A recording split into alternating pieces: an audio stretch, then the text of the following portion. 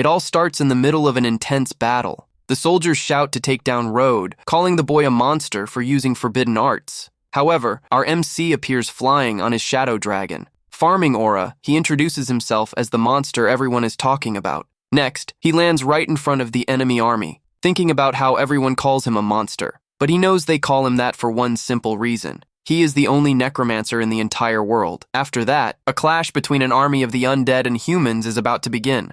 The skeleton army charges with everything they've got. On the other side, the humans are out for blood, wishing for the MC's downfall. The mages in the human army begin chanting a fire spell, saying there is no place in this world for such forbidden magic. A rain of fiery meteors begins to fall straight toward Road. However, the MC shows no fear whatsoever, deciding to test a mysterious, forbidden spell against all of them. Unexpectedly, our MC wakes up in a different place, with someone calling him Young Master Road. Confused, he sees his maid Leah looking at him with concern. Leah lets him know that it is already time for breakfast. Touching the mirror, Road realizes something strange is going on. Looking at his reflection, he discovers he has traveled 20 years back into the past. He remembers that in his previous life, at 32 years old, he reincarnated into another world. In that place, he became the ultimate necromancer and the most powerful mage, commanding an unbeatable undead army. Road recalls that they tried to eliminate him and that he ended up returning to the past by using a mysterious spell. Seeing that he is lost in thought, Leah tells him to hurry up, warning that the Lord will punish him if he is late. Road apologizes to Leah and says he is heading out right now. The maid is surprised, wondering if that boy who apologized and smiled is really the same cold young master from before. Walking down the hallway, Road remembers he is the youngest son of a ruined noble family, previously known for being spoiled and lazy. He remembers how his family fell apart in the past and how everyone met their end while he stood by helpless. Even though he lost his powers, he still holds all his necromancer memories and vows to change everyone's destiny. After that, Road enters the dining room and finds his family gathered together. Baron Shiro Morris asks if his son is late again, just to make excuses and skip his studies. But the MC apologizes to his father, stating he has no intention of missing his lessons, promising not to skip a single class, all while thinking it had been years since he last saw his father's angry face. Afterward, Road wonders how such a strict family went bankrupt and resolves to uncover the whole truth behind it. His older brother Leo says he cannot stay this relaxed if he ever wants to inherit the family leadership, but his sister Sif steps in, asking Leo not to be so hard on him, reminding him that Leo is the eldest. Sif offers food to Road, who thanks her, thinking about how she is still as kind as ever. He remembers that Sif suffered a terrible fate after a political marriage and vows never to let history repeat itself. Someone then enters the room. That woman is Lady Della Morris, and she coldly asks if Road is late yet again. Sif tries to protect her brother, lying that it was her fault for keeping him up late with magic lessons. However, Della tells Sif to keep quiet and stop making pathetic excuses for her brother. Della warns that her patience has run out, giving him a 1-week ultimatum to master magic or face expulsion from the family. Sif panics over the short deadline, stating that even their prodigy brother took a full month to achieve that. But the woman refuses to hear it, threatening to strip Sif of her family name if she keeps defending the youngest child. Following the threat, Sif looks down, replying that she would never dare do such a thing. Interrupting the argument, the MC accepts the 1-week challenge, leaving Sif frantic that he agreed to something so absurd. However, he remains confident, asking his mother what his reward will be if he meets the goal. Della says that if he actually pulls it off, she will grant any request he has. Hearing that, the MC strikes the deal on the spot, requesting permission to enter the Tomb of Heroes once he succeeds. The MC's father is caught off guard by the boy's proposal. He then agrees to the terms, stating that if the boy masters magic in 1 week, he will grant him entry to the Tomb of Heroes. Della remarks that a useless slacker like him would never be worthy of the hero's blessing, telling him to start packing his bags instead. Once outside, Sif runs after Road, asking why he did not just apologize to their mother instead of taking the challenge. She notes that his laziness deeply upset their mother, adding that even their genius brother Leo could not master magic in just 1 single week. Sif mentions she saved up a good amount of money over the years to ensure he lives comfortably in the kingdom, even if he gets kicked out. Right after, she runs off to grab the money, while the MC thinks she could at least have a little faith in her own brother's abilities. Yet he admits that if he had not reincarnated with all his past experience, he would not believe he could surpass Leo either. Determined to change his family's future, Road knows it is time to take action. He plans to use the Tomb of Heroes to summon the undead, remembering that a legendary figure rests asleep in that place. But for now, he decides to settle for the boss monster living in the forest right behind the family castle. Shortly after, the MC finds the remains of a giant beast known as the Earth Splitter Alpha. He notices that his current body's mana is extremely weak, realizing just how much he neglected his training in the past. He remembers that magic power and classes in this world are divided into 8 major mana tiers. He recalls that legendary mages made history, but he himself had already surpassed all those tiers, being the strongest of them all. With his current mana, he can only summon 1 undead creature, but that will be more than enough to impress his mother. Road extends his hand, commanding his new servant to awaken from its eternal slumber, and demands the creature bow before his supreme power. The ground begins to shatter, and a massive claw emerges from below,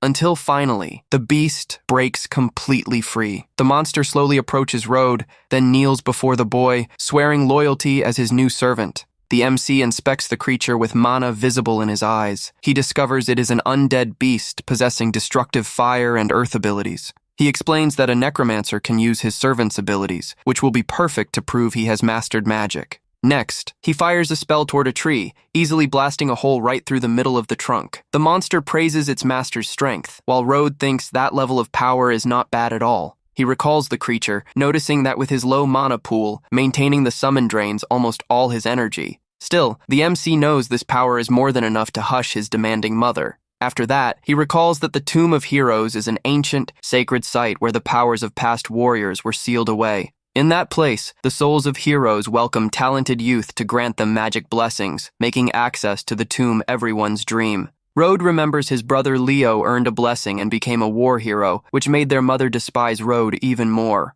However, he reveals his plan is not to get a regular blessing, but rather the legendary being asleep inside. Arriving at the kingdom's noble academy, someone shouts the MC's name loudly. Sif is annoyed that he disappeared, complaining she told him to wait for her. She then advises him to keep cool so he does not upset their mother, saying she will beg on his behalf, but Road tells her not to worry, promising he will not be kicked out of the family under any circumstances and would never abandon his beloved sister. Despite those confident words, Sif remains a bit anxious. At that moment, the maid appears, announcing that the young master's magic class is about to start. Road asks Leah to lead the way to the classroom. Sif stays deeply concerned, thinking that talk is cheap if even Leo could not do it, deciding she must still plead with their mother. Entering the classroom, the MC finds himself surrounded by several other students from noble families. The youngest son of Baron Anta begins mocking him in front of everyone, saying the slacker who always skips class finally showed up. The other students in the room laugh, finding amusement in the humiliation.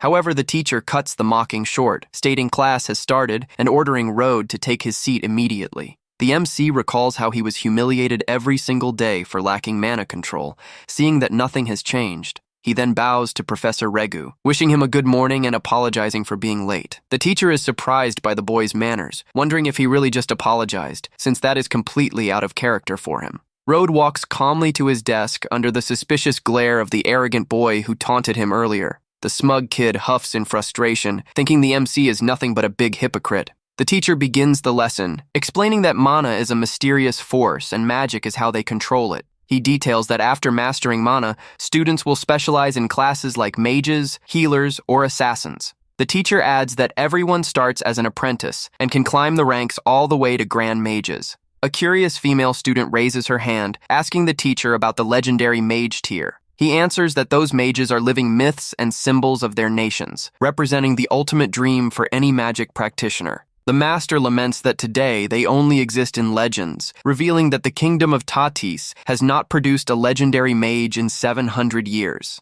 He warns that everyone must focus on mastering basic mana to secure their place in society, especially before turning 13. The troublemaker points his finger, stating there seems to be only one person in the room who still has not mastered mana. He looks straight at Road, mocking the fact that the MC has studied there for 3 years and still knows nothing. Road answers coldly that it is none of his business, asserting he will master everything in just 1 week. The bully bursts into laughter, shouting for the whole class to hear that the slacker promised to learn magic in a single week. Other students in the back start laughing and whispering, amused by Road's audacity. Even the teacher looks disappointed, thinking the boy is still just an arrogant, boastful kid. Road thinks it would be easy to showcase his power right now, but prefers to wait until the end of the week so he does not startle everyone. When night falls, Sif goes to her mother's room for a serious talk. Della drinks her tea peacefully, asking what brings her daughter there at such a late hour. Sif bows, begging from the heart for her mother not to cast her youngest brother out of the family no matter what.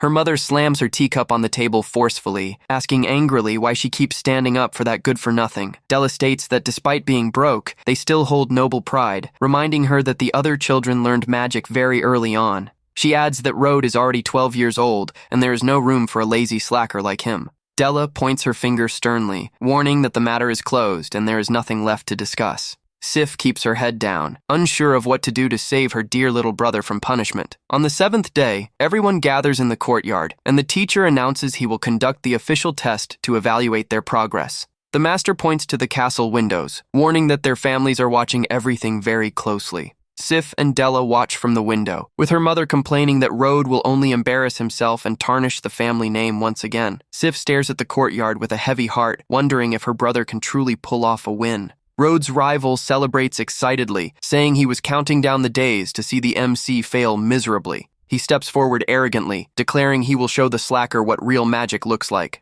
The boy readies himself, stating he will specialize as an elemental mage, and unleashes a blast of fire. The fireball flies toward a heavy stone slab in the school courtyard. The spell hits the target with precision, covering the stone block in smoke and sparks. The opponent goes back to taunting Road, claiming he will never reach that level and daring him to show his results. Unfazed by the taunts, the MC approaches the testing area with complete composure. A terrifying aura of dark energy begins to emanate from him in a chilling manner. He extends his arm toward the stone target to begin casting his spell. The arrogant boy keeps laughing and mocking, saying he can already picture the MC crying from embarrassment. A noblewoman at the window asks Della if she really plans to kick her son out if he fails today's test. Della answers with contempt that a lazy boy like him only brings shame, adding it is better if he leaves for good. In the courtyard, the MC whispers the name of his bone servant to activate the fire spell. A colossal fury of blue flames and gigantic bones materializes in the courtyard under Road's command. Road decides to channel all his energy and focus the attack at maximum power to guarantee the impact.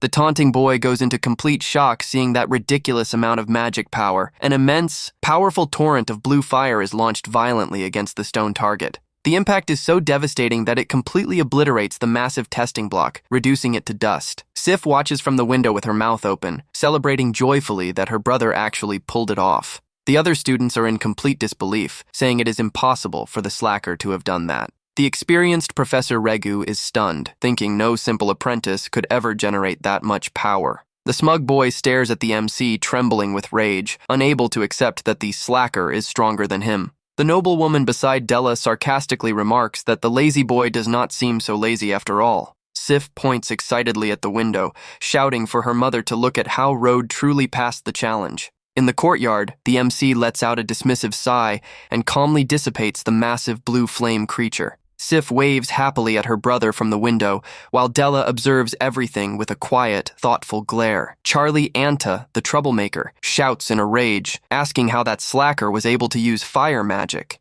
He points an accusing finger, screaming that Road cheated, since everyone knows the MC always skipped class. The surrounding students begin whispering among themselves, finding it hard to believe Road cast such a powerful spell on his own. Charlie accuses Road of stealing a magic artifact from his family's treasury to cast the spell and avoid exile. The MC slowly turns around, asking coldly what exactly young Master Charlie Anta is implying. Charlie smiles triumphantly, claiming magic tools drain a lot of mana, challenging Road to cast the spell a second time. Ignoring his rival, Road turns to Professor Regu, asking directly what the master's take is on the situation. The teacher regrets it, but admits to everyone that Charlie's accusation actually makes sense under the current circumstances. The students keep whispering, wondering if the MC really used a stolen item to cheat. Sif panics at the window, fearing her brother stole the family treasury out of desperation to avoid getting kicked out. She cries in worry, knowing that if it is true, her parents will be even more disappointed in her brother.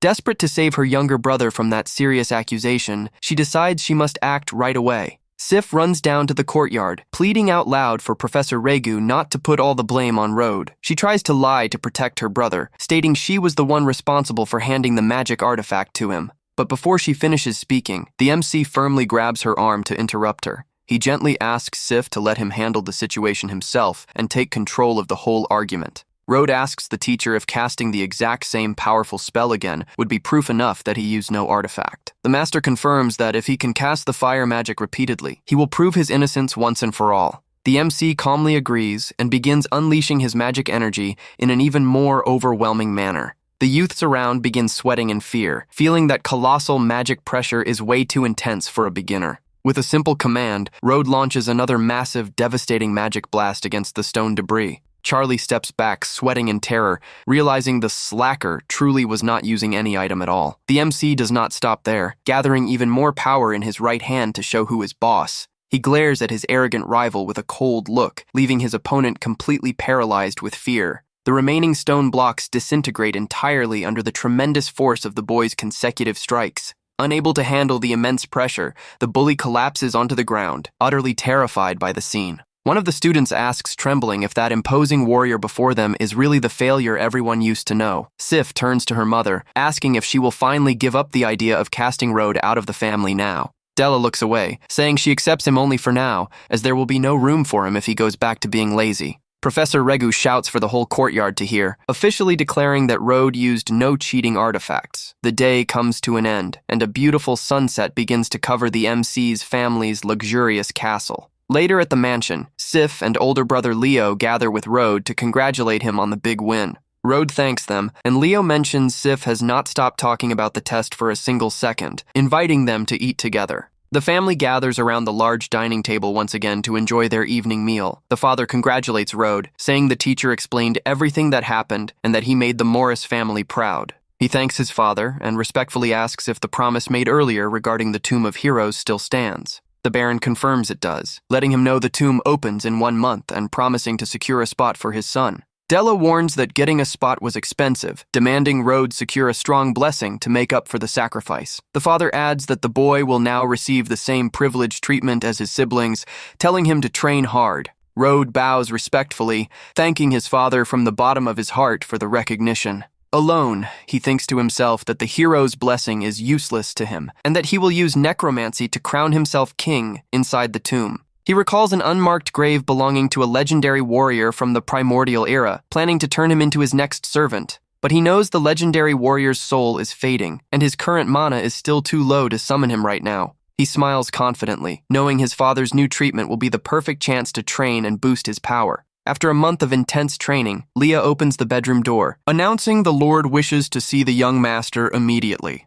The MC stands up confidently, thinking that during this time, he managed to advance to the intermediate apprentice mage tier. Road feels strong enough to summon that soul, while his father orders Leo to take Road to the tomb and teach him the rules. Leo accepts the task promptly, answering with firmness and respect that he will fulfill his father's command. Next, a horse-drawn carriage travels down a dirt road in the middle of the forest toward the sacred site. Inside the carriage, Leo asks Road if he knows how the hero blessing ranks work inside the tomb. The MC shows interest in the explanation, replying he is all ears to learn about the matter. Leo explains that blessings are split into 5 rarity tiers, ranging from common white to legendary red, granting immense powers. Road asks what rank Leo obtained, and his brother humbly answers he only managed to get a purple blessing. Road is surprised, knowing a purple rank is extremely high, explaining why Leo became a hero in the royal army. Sif praises her brother, saying, getting any blessing is tough, and a purple one is nearly impossible, even if Leo feels weak. Sif turns anxiously to Road, advising him to give it his best shot to at least get a common white blessing.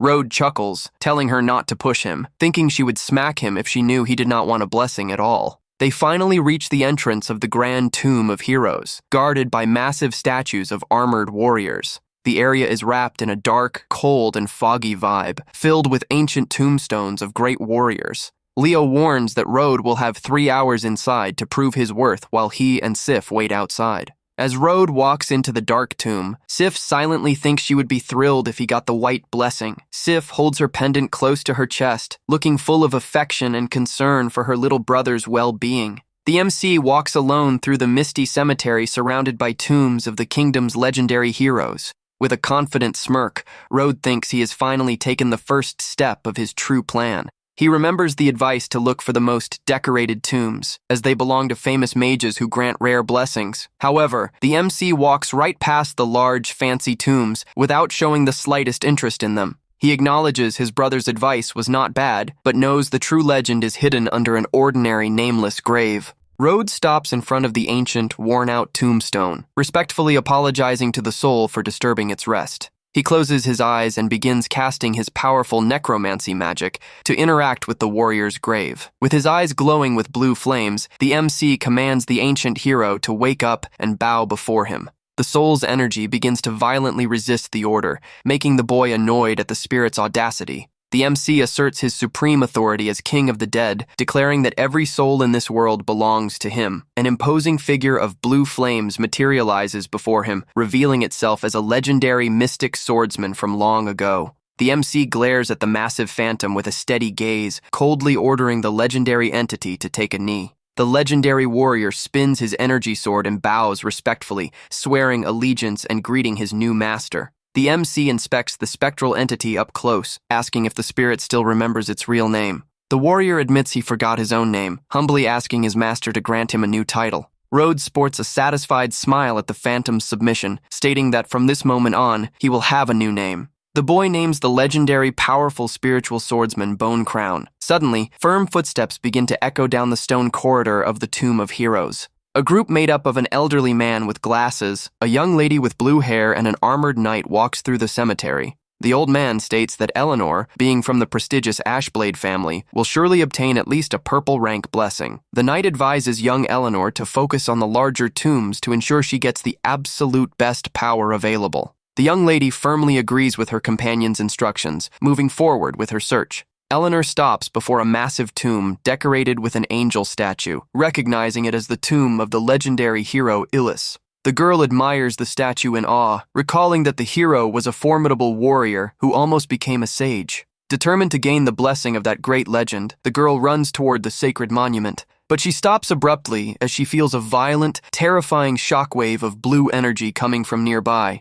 The knight quickly steps in front of the girl, shouting a warning that he senses a dreadful undead energy. A massive cloud of blue spiritual smoke begins floating through the air, casting a heavy, freezing atmosphere over the area. They spot the MC off in the distance, and Eleanor is surprised to see it as just a kid in the cemetery. The guard draws his sword, asking the boy coldly if that evil undead aura came from him. The knight analyzes Rhodes, realizing he is a beginner swordsman and concluding the boy is no ordinary child. He warns Eleanor to be careful, suspecting the boy might be possessed by a vengeful soul from the tomb. The warrior channels electricity into his blade to prepare for battle, keeping his eyes locked on Rhodes. Rhodes just smirks dismissively beside his powerful new servant, sarcastically commenting on being called a vengeful spirit. Next, the MC crouches down and picks up a simple tree branch lying on the ground. Rhodes tests the branch's weight, says it has decent balance, and orders his servant to handle the fight. The knight charges forward swiftly, unleashing a powerful electrical strike aimed at the boy. Under Rhodes' command, the swordsman's spirit blocks the knight's attack using nothing more than the small wooden branch. With a quick, precise movement, Rhodes dodges and lands a clean strike that disarms his opponent. The knight is left in total shock, stunned by the boy's extraordinary speed. The MC glares at him coldly under his hood, radiating an intimidating, unbeatable aura. Eleanor watches everything in shock, unable to believe a seasoned swordsman was beaten by a child using a tree branch. She studies Rhodes, noting he seems to be around her age, wondering how he pulled off that impossible feat. Annoyed and confused, Eleanor points at the boy, demanding to know who he is, and mentioning she belongs to the influential Ashblade family. Eleanor's grandfather quickly steps in, sternly scolding her and telling her to watch her mouth with the boy. The young girl gets terrified seeing her own grandfather's serious, worried reaction toward Rhodes. Rhodes remains standing in silence with his face hidden under his hood, observing the noble family's reaction. The elderly man analyzes the MC, thinking even he could not take down the guard that easily, questioning if the boy got lucky or is a monster. The defeated knight kneels before the elder, asking for another shot to fight the boy again. However, the noble elder attacks his own guard in anger to immediately cut off his insolence. The knight is sent flying back by the force of his master's scolding blow. The elder pulls back his magic power after punishing his subordinate for disrespecting the MC. Rhodes simply watches the scene unfold, with the shadow of his powerful servant looming right behind him. The noble elder coldly threatens the knight, warning he will be buried right there if he dares go after the youth again. He reflects in shock that Road used no mana and won purely through raw sword skill, something worthy of a true master. While Eleanor questions Road's identity, her grandfather begs out loud for the boy to show mercy. The respectable gentleman gives a humble bow, apologizing for his subordinate's inappropriate behavior. Road sees right through the old man's move, thinking he only held off from stepping in earlier because he wanted to test the MC's power. Next, the elder shouts an order for Knight Leon to step forward right away and ask the boy for forgiveness. Leon bows deeply before Road, begging for forgiveness and admitting he was wrong to offend him like that. The knight sweats cold in terror, thinking it was the first time anyone beat him without tricks, using basic swordplay alone. The MC merely waves it off unbothered, replying, "Everything is fine since he did not get hurt in that brief clash." The old man praises Road's flawless technique, asserting only a Grandmaster-level swordsman could do such a thing. Eleanor stares at Road's face in disbelief, wondering why her respected grandfather is calling that kid a senior. Road modestly replies it was pure luck, though he knows Bone Crown Spirit was indeed a legend in his prime. The old man lets out a loud laugh, commenting playfully that the young master is extremely humble for someone so powerful. The elder formally introduces himself as Igna Ashblade, head of his noble house, and introduces his granddaughter, Eleanor. Eleanor gives a respectful bow, offering sincere apologies to Road for being so rude to him earlier. Igna asks which faction he belongs to, secretly thinking a young genius like that must come from a very influential family. Road says he serves no faction, reminding them that the Ashblade family is a powerhouse in the north that his own family could never match. Igna is surprised he has no faction, starting to scheme a way to bring the young prodigy over to his family's side. Eleanor approaches friendly, asking Road if he is also inside the tomb looking for a blessing from past heroes. Eleanor gets flustered by the boy's closeness, while Road tries to answer politely and calmly. Suddenly, old man Igna begins coughing violently and painfully, drawing everyone's attention. Eleanor and the knight panic, rushing over to help the elder, who seems to be in awful shape. Spotting the dark energy surrounding the man, Road remarks that Lord Ashblade appears to be suffering under a dark curse. The guard begs for help, revealing they have consulted multiple powerful healers, but none could find the root cause of the illness. Eleanor cries, explaining her grandfather was ambushed by demons decades ago and has been suffering without a cure ever since. The MC deduces it is a plague of evil spirits sent by demons, something very few people know how to treat. Eleanor begs desperately, weeping hard and asking if he knows the cause. Does he also know how to cure her grandfather? The weakened elder tries to stay steady while his granddaughter keeps searching for a way out of his suffering. She makes a desperate promise,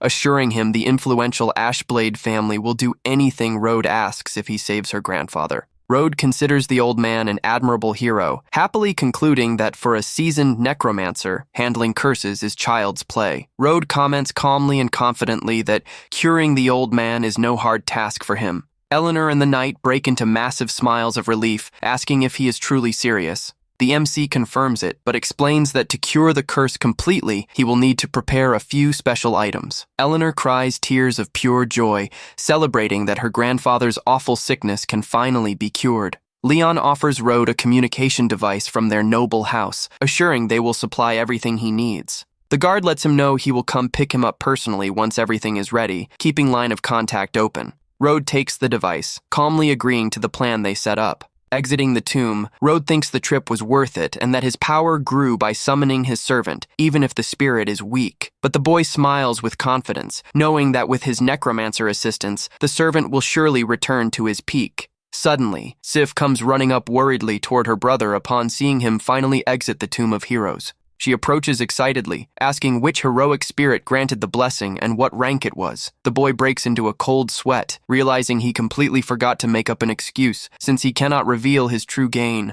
Right then, Leo approaches with a serious glare, commenting he cannot sense any blessing energy coming off Road. The older brother confronts him sternly, bringing up the steep price paid by the family to secure that rare opportunity. Disappointed, Leo sighs over what happened, saying he thought the boy had changed, but sees he is still the same failure as always. Road plays it off awkwardly, saying the heroes did not like him, but privately thinks his new servant is infinitely better than any blessing. Sif sadly suggests they head back home, while Road quietly prays his mother does not blow a fuse. As night falls on the mansion, an ear-splitting scream of rage echoes straight from the main hall. Della slams her hand on the dining table, fuming that, as expected, a good-for-nothing will always be a good-for-nothing. Facing the lecture about wasting money, the MC decides to stay quiet to avoid infuriating his mother any further. Della complains he did not try hard enough, ordering him to leave for the Magic Academy in a few days, so he stops embarrassing them at home. She walks off angrily, telling him not to come back unless forced to, claiming he ruined her appetite. Rode finds the idea of going to school funny, but remembers he can find materials there to upgrade his servant, while his mother mentions a girl named Claire. He recalls Claire, his former fiancée from his past life, who broke off their engagement due to his uselessness and met a tragic end later on.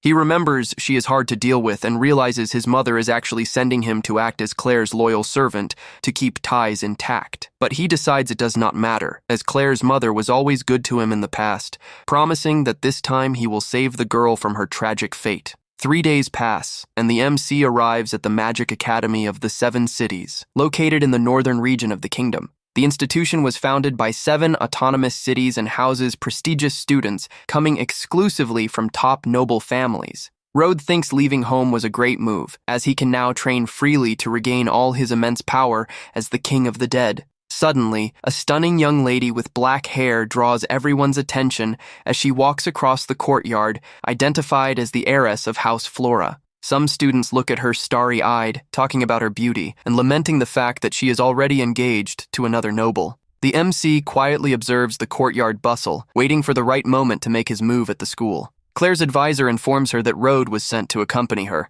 and the girl spots him from afar, calling him a slacker. The man reminds her it is a family order, and that despite their bankruptcy, Rode's brother holds potential, making the young lady accept the deal reluctantly. Claire decides to let him hang around as her lackey, thinking his presence might ward off some annoyances around school. Rode observes Claire's attitude, thinking she carries the exact same arrogance as before. In the middle of the courtyard, a familiar voice shouts enthusiastically, calling for young Master Rode. It is Eleanor, who approaches surprised to see that a powerful swordsman like him is also attending that academy. She excitedly concludes he must be there on a top-secret mission, like investigating families tied to demons. The boy discreetly asks her not to call him master in public, but the young lady agrees while calling him master again out of habit. She asks what she should call him then, and Rode tells her to just use his name, taking the chance to ask about her grandfather's health. Eleanor shares that her grandfather is doing the same, but they are wrapping up gathering the materials he requested for the cure. Claire yells angrily from a distance, asking what the MC is waiting for to follow her.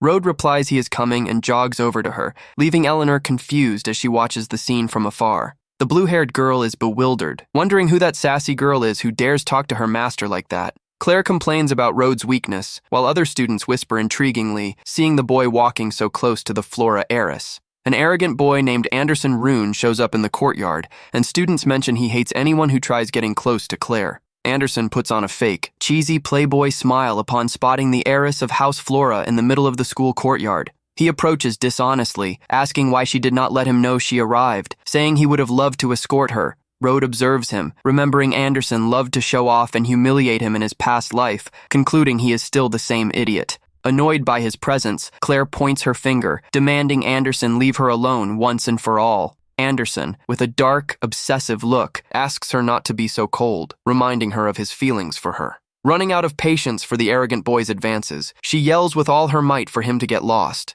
She adds she does not care if he is Lord Rune's son, demanding he keep his distance from her. Anderson turns furious at being rejected, muttering with hatred that she is an ungrateful girl. He loses his temper and reaches out aggressively with an open hand toward Claire to try and grab her by force. However, the MC acts fast and delivers a precise slap, knocking Anderson's aggressive hand away from Claire. Rode walks calmly beside Claire, leaving behind a furious, humiliated Anderson. Holding his sore wrist with hatred in his eyes, the troublemaker wonders who that kid is who dared cross him. Another student comes running over and whispers in Anderson's ear, revealing Rode's true identity. He scoffs in derision, learning the boy is the failure of House Morris, pissed off by his nerve to interfere in his business. Anderson runs up and grabs the MC's shoulder tightly from behind to try and intimidate him. The MC turns around with a spine-chilling glare, releasing a terrifying aura that radiates pure danger. The surrounding students panic, discussing Anderson's ruthless reputation and saying the MC is totally done for.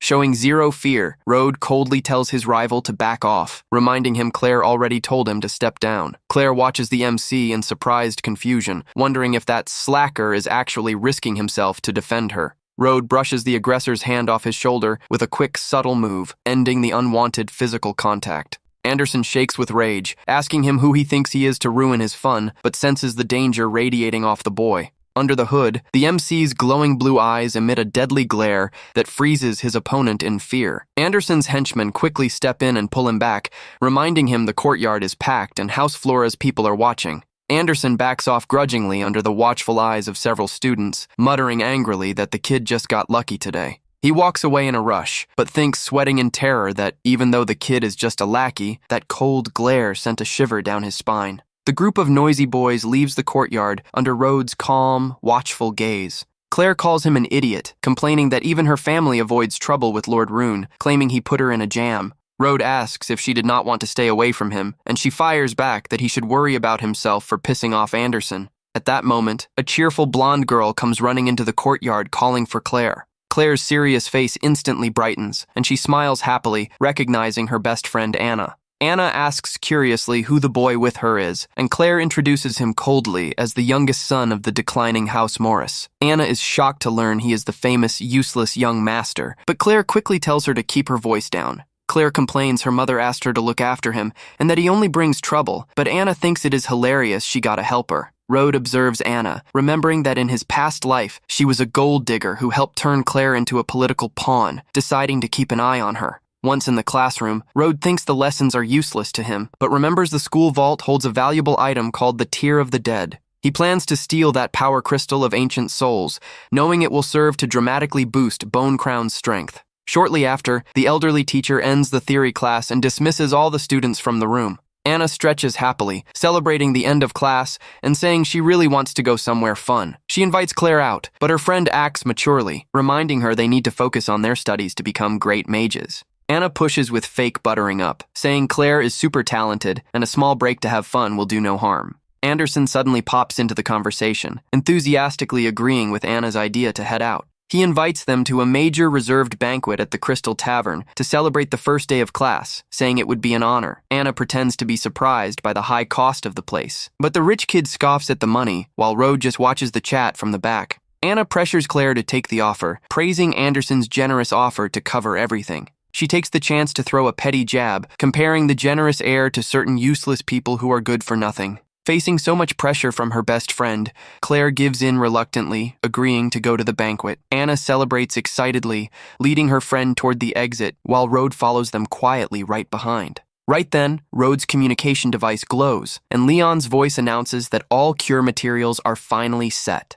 The MC quietly instructs the knight to meet him directly at the Crystal Tavern later on. Students begin leaving the academy grounds under the beautiful golden light of the late afternoon. Seeing the MC following them in the courtyard, Anna turns around annoyed, asking who gave him permission to tag along. Rhodes ignores the insult. Watching Claire and remembering that in his past life, the girl vanished for several days right after this party. Knowing she returned deeply saddened and changed from that disappearance, he decides he must watch her closely to find out what happened. Anna complains angrily that Rhodes is ignoring her, while Claire tells the boy class is over and he does not need to follow her anymore. Anderson steps up with a fake smile, saying it is fine, insisting Rhodes can tag along if he wants to come. Thinking to himself, Anderson is furious over being humiliated earlier and plans to teach the MC a painful lesson. Anna is totally charmed by the heir's attitude, overly praising him for being so generous and understanding. She allows Rhodes to come along but grumbles in disdain, wondering if the boy is secretly obsessed with Claire.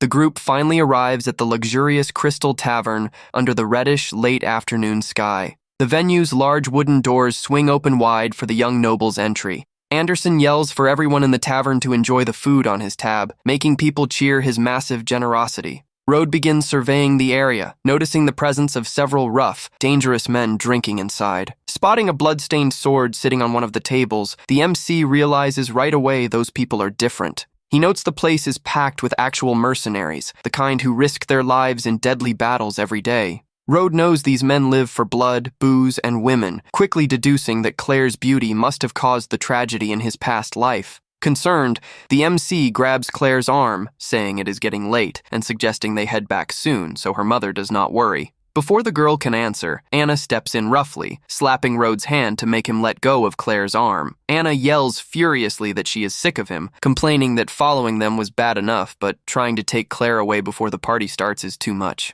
Claire awkwardly agrees, explaining she made a promise to Anna and cannot just back out on her word now. Anderson butts in with irritation, warning Road not to push his luck, saying if he wants to leave, he should go alone and respect everyone. All that shouting draws the attention of the rough mercenaries around, who begin staring at the youths mockingly. A mercenary walks over laughing, mocking the young nobles and commenting that instead of getting coddled at home, they decided to party there. The man steps even closer to the group of students, locking his eyes straight onto young Claire. With a creepy expression of pure malice and glowing red eyes, he comments that they even found a very attractive girl. Anderson gets outraged, demanding answers from the manager on why those mercenaries reeking of blood are still in the building. The rough warrior turns with a murderous look of pure rage, asking what that brat just said about them. The tavern manager tries to cool things down, timidly suggesting the young master come back tomorrow when the place will be completely cleared out. One of his followers gets mad at the suggestion, complaining that would make the heir break his word and look bad in front of Claire. Desperate, the manager whispers to the noble that those men are dangerous mercenaries from out of town, and it is best not to start trouble.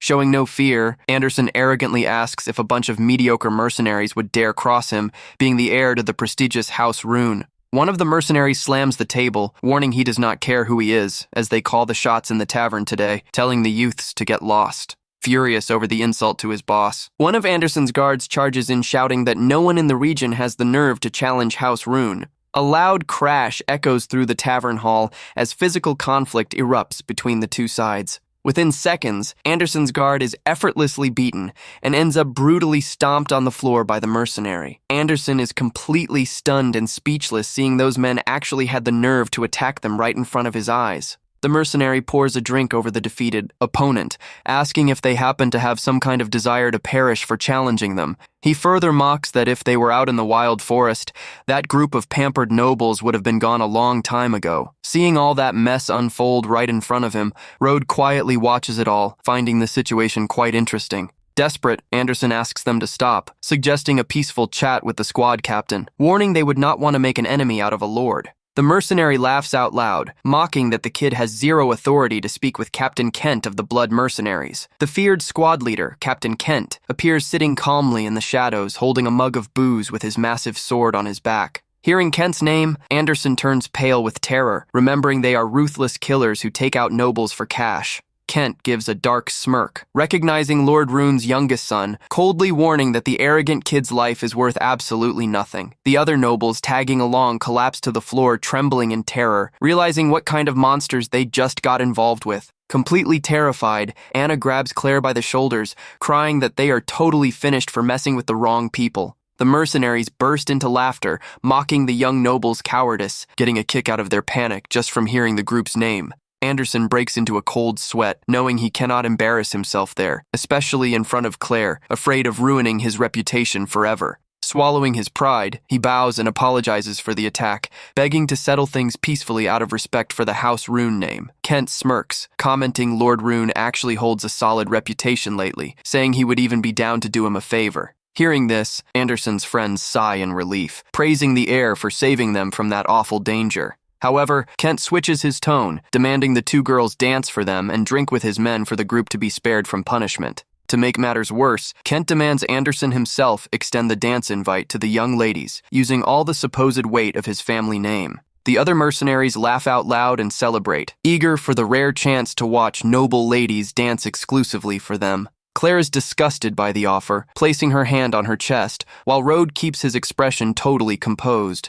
Anderson tries to timidly step in, telling Captain Kent that is inappropriate, reminding him Claire is the heiress of the prestigious House Flora. One of the mercenaries tells Anderson to shut his mouth, asking if he is really going to try pulling noble weight over a simple dance. Desperate, the other guys beg on their knees for Claire to agree, saying they really do not want to offend the mercenary squad. Claire orders Road to get Anna out of there right away, proudly asserting the mercenaries would not dare touch the House Flora heiress. Road makes a calm gesture, telling Claire there is no need to go that far, leaving the girl completely confused by his demeanor. The MC steps forward firmly, telling Captain Kent directly to end all that commotion right then and there. Kent looks at the boy with deep contempt, asking angrily who on earth he thinks he is to demand he listen to his orders. Anna yells furiously, asking if Road lost his mind, complaining Anderson had already smoothed things over and that he will drag everyone down. A monstrous, bald mercenary approaches, complaining he cannot believe an idiotic kid is trying to ruin their fun. Identified as Rum, the squad's vice captain asks the others to watch while he roughs up the kid before they enjoy the noble girl's dance. With extreme speed and brute strength, the giant leaps toward Rode to land a crushing blow on the young MC. Claire panics seeing the terrifying attack, screaming Rode's name in desperation, fearing for her childhood friend's life. Rum is extremely surprised to notice the boy does not even flinch, maintaining a cold glare that glows with a mysterious blue flame. Infuriated by being stared down like that, the vice captain yells that the cheeky kid is finished, prepping a violent fire special attack. The warrior executes his powerful flaming/special move, generating a massive destructive wave of fire against the MC. Eyes full of tears, Claire screams the boy's name again while looking away, horrified by the impact of the explosion. Anderson screams in desperation that everyone will perish if the mercenaries get mad, while his buddy says to let that fool meet his end alone. A heavy metallic clash echoes throughout the entire Crystal Tavern hall at the exact moment the attacks collide head-on. The other mercenaries stand jaw-dropped, seeing a simple kid manage to dodge Rum's powerful flaming sword strike. With total composure, Rode casually grabs the sword of a frightened mercenary nearby, politely asking if he can borrow it. Rum turns even more furious, seeing he is being ignored, charging forward with everything again, swinging a deadly sword blow with all his strength. Rode watches the attack approach, mentally letting Bone Crown know that this time he is finally wielding a real sword. The spirit of Bone Crown emerges imposing behind Rode, who executes a devastating counterattack, channeling his own power into the blade. A powerful wave of mystic blue flames erupts in the air with an overwhelming surge, completely overpowering the enemy's fire attack. The violent clash of blades produces a massive shower of bright sparks, lighting up the walls and ceiling of the entire tavern hall. Rum's eyes go wide in pure desperation as he realizes the absurd gap in power between him and the mysterious gray-haired youth. With a sharp metallic ring, the vice captain's heavy steel sword shatters into multiple pieces under the unbelievable force of Rode's strike. In total disbelief, Rum stares at his broken weapon handle, desperately wondering how a kid that age managed to destroy his sword. Consumed by embarrassment, the vice captain curses the MC in his thoughts for making him look like a fool in front of his boss and crew. Rum leaps toward Rode with clenched fists, arrogantly shouting that mercenaries are unrivaled experts in hand-to-hand combat. He throws a violent punch aimed right at the boy's head, clearly intending to end his life that very instant. Easily dodging the punch, Rode reflects that he still lacks the raw physical strength needed to clash head-on with warriors of this tier. A scary skeletal silhouette with glowing red eyes begins materializing through the dense mana fog generated by the boy. The vice captain tries to back away in fear, but is caught off guard when a massive mystic skeletal claw grips his neck relentlessly. Summoning his powerful blue flame technique, the MC casts Roaring Inferno to completely engulf his unsuspecting opponent. A gigantic pillar of blue fire blasts up from the ground, launching the vice captain's massive body sky-high with extreme violence. The warrior crashes down hard on his back against the establishment's wooden floor, wrecking everything in his path. Rum ends up completely knocked out and bleeding heavily, eyes rolled back from the massive surge of destructive energy he took. In total shock, Anderson can barely believe the kid considered a failure single-handedly took down the feared vice captain of the mercenaries. Sensing the threat, Captain Kent slowly rises from the shadows, while the other mercenaries draw their weapons with murderous glares.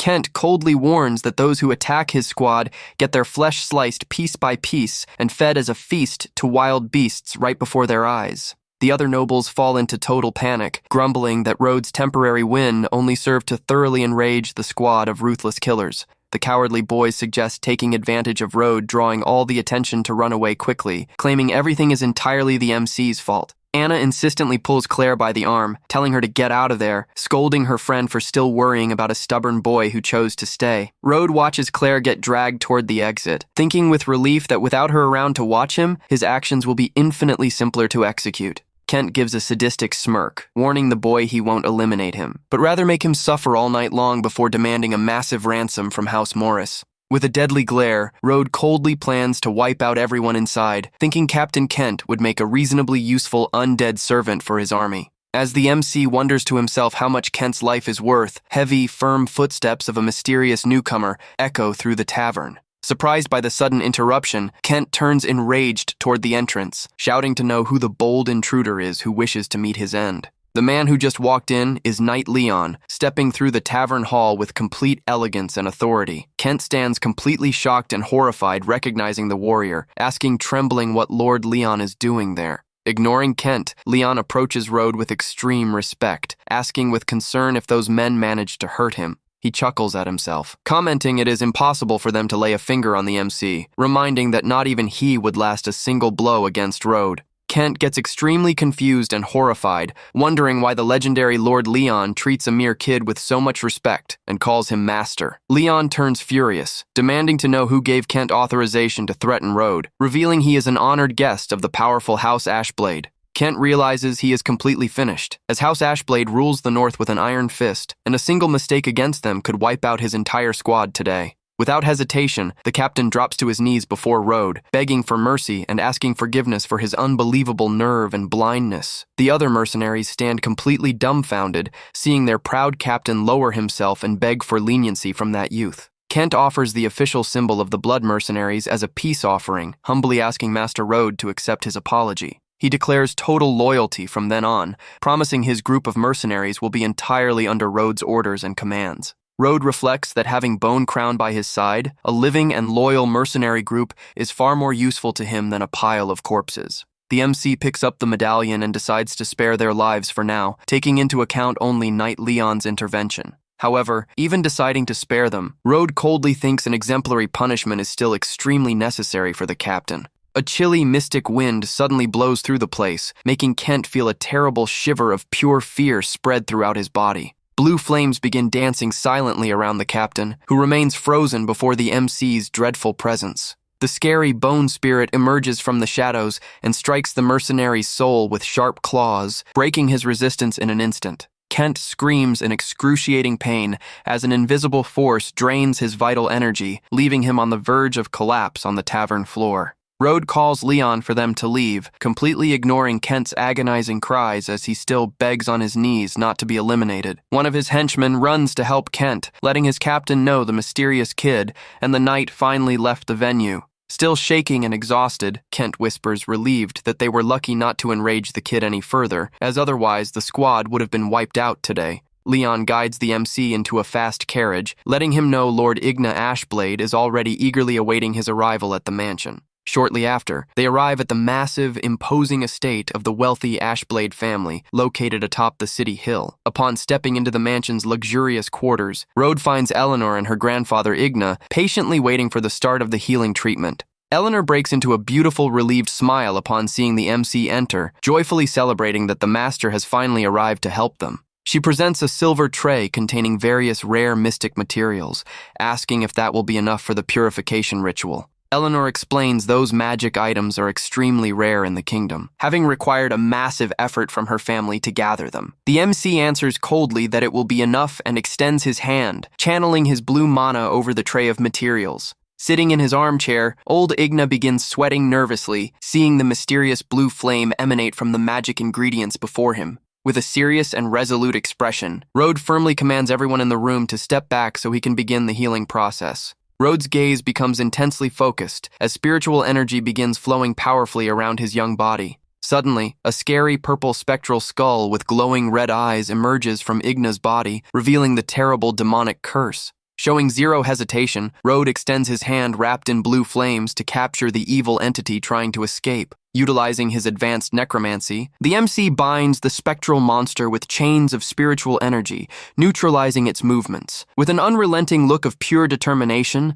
the young master warns the evil entity it has absolutely nowhere left to run. The spectral skull roars desperately in agony as it gets crushed ruthlessly by the absolute and precise control of the MC's magic. Eleanor watches the scene in shock, realizing that grotesque creature was the evil spirit that tormented her beloved grandfather for 10 long years. Leon breaks into a cold sweat before that terrifying aura, admiring Road's power and shamefully remembering when he had the audacity to challenge him in the past. Noticing the demon's resistance, the MC asks dismissively if the creature still thinks it stands a chance of escaping him. Road clenches his fist with extreme force, causing the energy to compress violently until it destroys the spiritual monster's structure. The MC manipulates the scattered essences of the monster, carefully condensing them into a glowing sphere of pure, raw energy. With a firm sealing command, he channels all that concentrated force straight into the tray's precious blue gem. Road celebrates the successful refining of the Death Stone in his new life, planning to use that immense power to further strengthen his bone crown.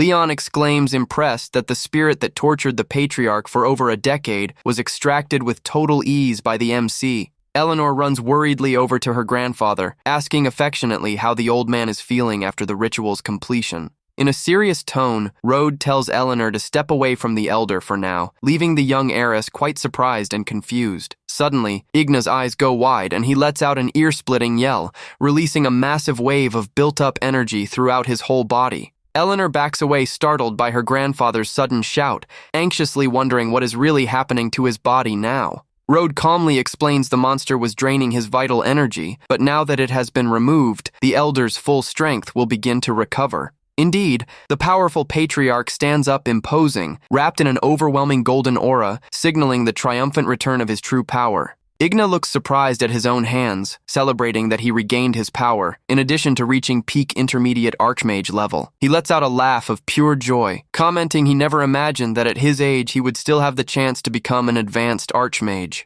Emotional, Leon recalls. House Ashblade was being suppressed by rivals due to the curse, but realizes their fate has finally turned around. The knight observes the MC's back, thinking with deep gratitude that all of it was only possible thanks to Master Rhodes' generous help. Eleanor runs to her grandfather, super confused by that drastic change, asking without understanding what is actually going on right now. Rode explains the curse trained the elder's body for 10 years, and Igna's strong constitution was what enabled his massive current breakthrough. Eleanor is amazed by the logical explanation, asking if that means her grandfather managed to turn an awful curse into a massive blessing. Igna pats his granddaughter's head with joy, confirming Rode removed the cursed creature, allowing him to stand one step away from advanced tier. With a determined look, the patriarch asserts that from now on, House Ashblade can finally reclaim everything it lost over those years. He deeply thanks Rode and declares his family will never forget his kindness, promising to unconditionally follow all the youth's orders. The MC calmly replies it is not necessary, as he already got what he wanted, but reveals he has an important question to ask. Showing total respect and attention to his savior, the elder promptly asks Master Rode to ask whatever he likes without hesitation. Rode asks where the elder contracted the curse, knowing that if he finds the location, he will no longer need to worry about hunting for death stones. Igna reveals everything happened a decade ago in the Valley of Lamentations, during an imperial crusade where he ended up falling into a demonic trap. Knowing the Valley of Lamentations is packed with high-level monsters, Rode decides to hold off on those plans until he is strong enough to explore there.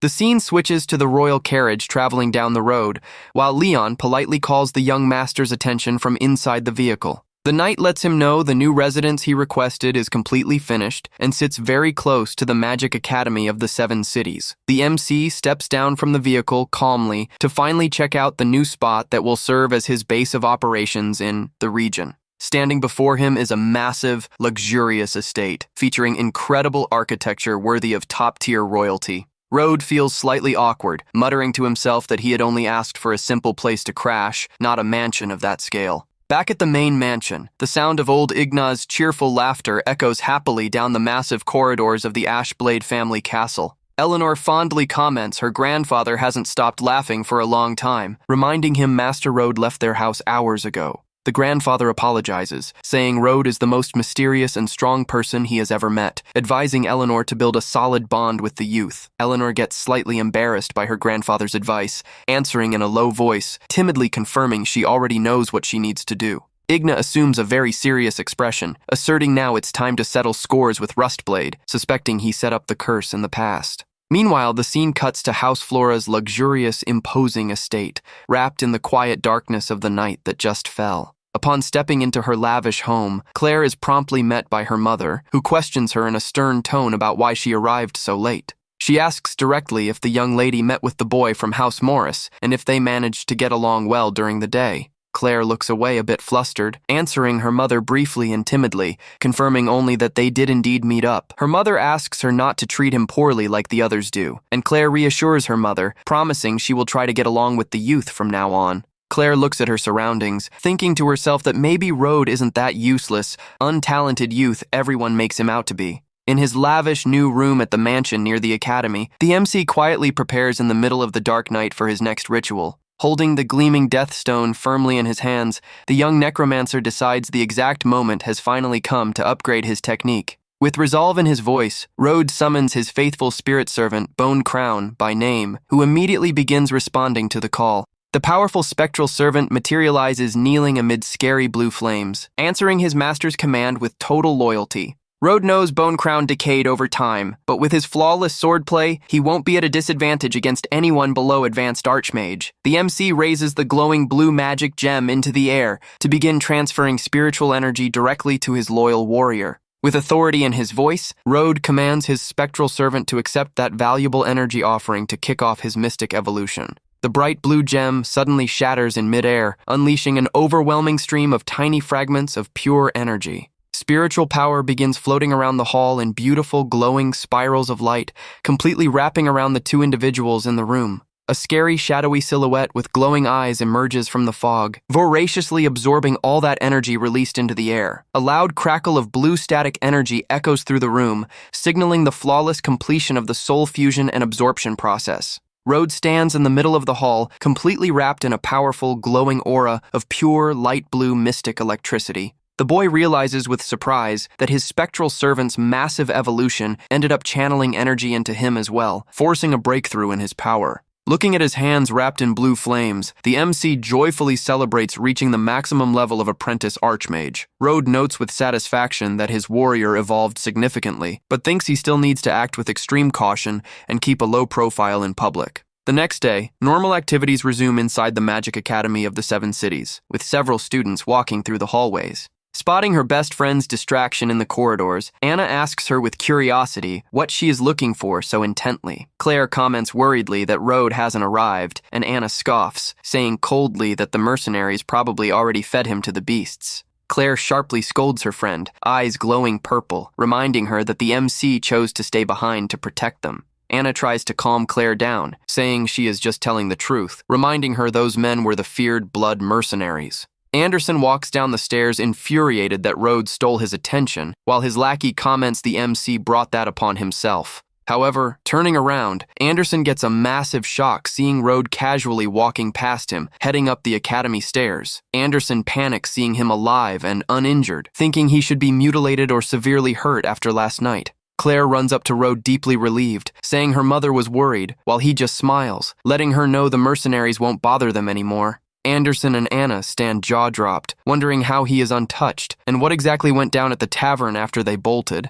Anna mockingly deduces House Morris must have paid a fortune for the boy's ransom, and Anderson agrees, saying the slacker only brings shame to his family. The sound of firm, high-heeled steps echoes down the academy hallway, instantly grabbing the attention of every student present in class. Introducing herself as Margaret, the practical magic instructor announces today's class will be a real combat training session inside the monster forest. Road remembers that forest is the blood mercenary's turf, concluding he needs to stay sharp to guarantee Claire's safety. Very discreetly, the MC holds his magic communication device to link up with his trusted subordinates. Stepping away from the group in the academy hallways, Road activates the communicator, calling Captain Kent directly to get intel. On the other end, Kent answers promptly with deep respect, saying he is at his service to reveal absolutely everything he knows to the master. Road asks for complete details on the monster forest, reminding him his squad operates there and should know every secret of the territory inside out. Kent reveals an ancient tomb in the depths started leaking dark energy, driving wild creatures wild and spawning a small horde of monsters. He warns that hardly anyone returned alive from deep investigation, cautioning the area near the tomb is extremely dangerous and strictly off-limits.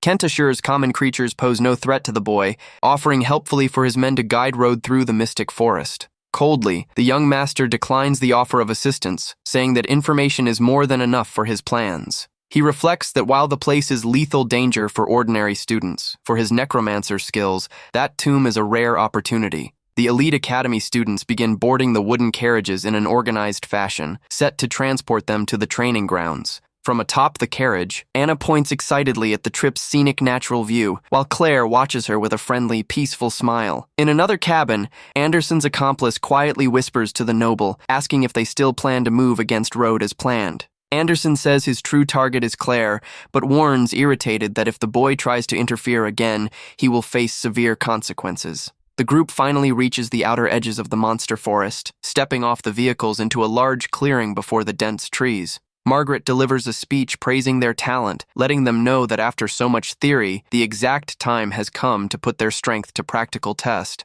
She explains the Shadowclaw wolf population spiked drastically in the region, ordering each of them to bring back a wolf claw as proof by nightfall. Suddenly, a fiery flash erupts among the forest trees, and a massive fire explosion violently shatters the clearing's silence. An immense fireball obliterates one of the forest targets, making students cheer excitedly at Anderson's incredible magic feat. Holding bright flames in his hands, Anderson smiles confidently, thinking this is his golden chance to impress Claire with his combat magic. Anna is totally amazed by the display, urging Claire for them to join his group to complete the hunt safely. However, Claire hesitates, thoughtfully suggesting it would be much safer to stick by Road, remembering not even the mercenaries beat him. Away from the bustle, Road closes his eyes amid the gusting wind, expanding his magic perception to perform a sensory map of the entire environment. The MC reflects satisfied that after hitting peak Archmage Apprentice, his perception range expanded to 300 meters. Besides wolves and poisonous gators nearby, he picks up death fluctuations coming from the forest heart that perfectly match Kent's report. Determined to ensure the young lady's safety, Road simply steps up to Claire, calmly suggesting the two form a hunting pair. Claire breaks into a bright, spontaneous smile of satisfaction upon hearing the MC's invite, promptly accepting the partnership without a second thought. Anderson arrogantly hoists a defeated wolf's body, amidst enthusiastic cheers and applause from his flattering followers. With a smug smile of superiority stamped on his face, the heir comments that weak, low-tier creature is no big deal for him.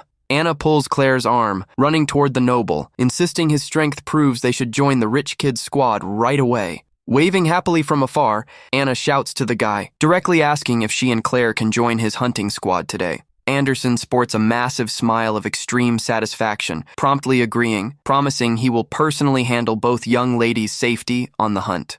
Suddenly, a soft rustling of leaves echoes behind a bush where a striped beast rested peacefully on a mystic rock in the woods. The animal opens its eyes, taken over by a mysterious, evil purple energy of wild rage, prepping to leap and strike a lethal attack. The creature reveals itself as a gigantic, terrifying black beast with glowing eyes, wrapped in a dense, scary, mystic aura of destruction. Sensing the drastic shift in the forest atmosphere, Road looks back suspiciously, focusing his attention on the beast's strange behavior. Suspicious, Instructor Margaret senses the terrifying presence of a monster lord on the perimeter, noting Road also seems to have spotted the grave danger. Margaret quickly orders Road to watch the other students while she rushes deep into the forest on a mission to hunt down and eliminate the dangerous alpha beast. Anderson huffs in annoyance at the teacher's instruction, questioning why a slacker like Road should protect him after he wiped out a wolf. Road ignores his grumbling, reflecting that the death aura is driving local beasts insane, creating danger none of those young nobles can handle. Oblivious to real danger, Anderson keeps bragging to the class, promising to hunt every wolf claw for the group to student applause. The student group continues walking cautiously in silence through the monster forest beneath the canopy of dark trees. Anderson finds the sudden silence weird, wondering where all the wolves that were everywhere moments ago went. Suddenly, a fierce wolf leaps out, and Anderson arrogantly celebrates, taunting Road to watch his grand bravery. The young noble channels energy into his hands, hurling a powerful fireball straight at the beast charging toward him. The massive fireball hits the monster square in the head, generating an immense flash and a bright explosion of flames in midair. To the guy's horror, the beast emerges from the fire with its body completely untouched, showing not the slightest sign of pain or injury. With extreme agility, the wolf executes a violent leap, brushing right past the terrified Anderson, completely ignoring his strike. Sweating cold, the guy screams in desperation, unable to grasp why his fireball that used to one-shot wolves failed this time. The enraged wolf opens its sharp jaws, letting out a terrifying roar, revealing eyes consumed by evil red energy.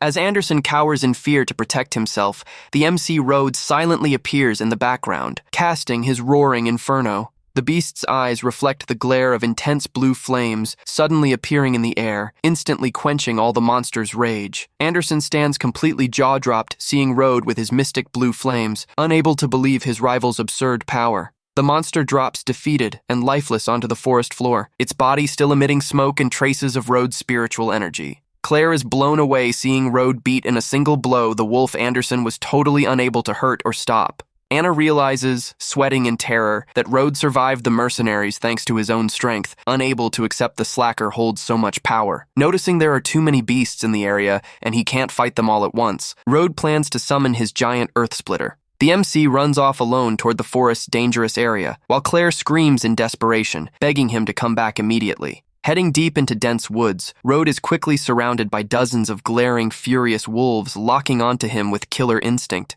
Showing zero fear before the wild pack, Road firmly orders his powerful skeletal summon to materialize. The earth shakes violently, and the earth splitter emerges, crushing the ground with massive bone claws, destroying everything around Road. Mounted on the massive creature, Road commands his servant to wipe out all wolves corrupted by dark mana in that part of the forest. The earth splitter opens its massive jaws, letting out a deafening roar of pure destruction, channeling the terrifying power of blue flames. With a brutal crash, the skeletal monster slams the ground with extreme violence, sending the wolf pack flying all at once. Anderson feels the attack's impact from afar, falling into panic, begging for the terrifying earth splitter not to come anywhere near them. Claire worries for Road's safety, but Anna dismissively complains he abandoned them and must have been devoured by the creature. Anna, trembling, begs for Anderson to protect them, making the noble sweat cold and hesitantly agree while trying to hide his terror. The earth splitter continues its relentless hunt in the dense woods, easily crushing wolves under its young master's orders. The giant mystic bone summon stands imposing amid blue fog,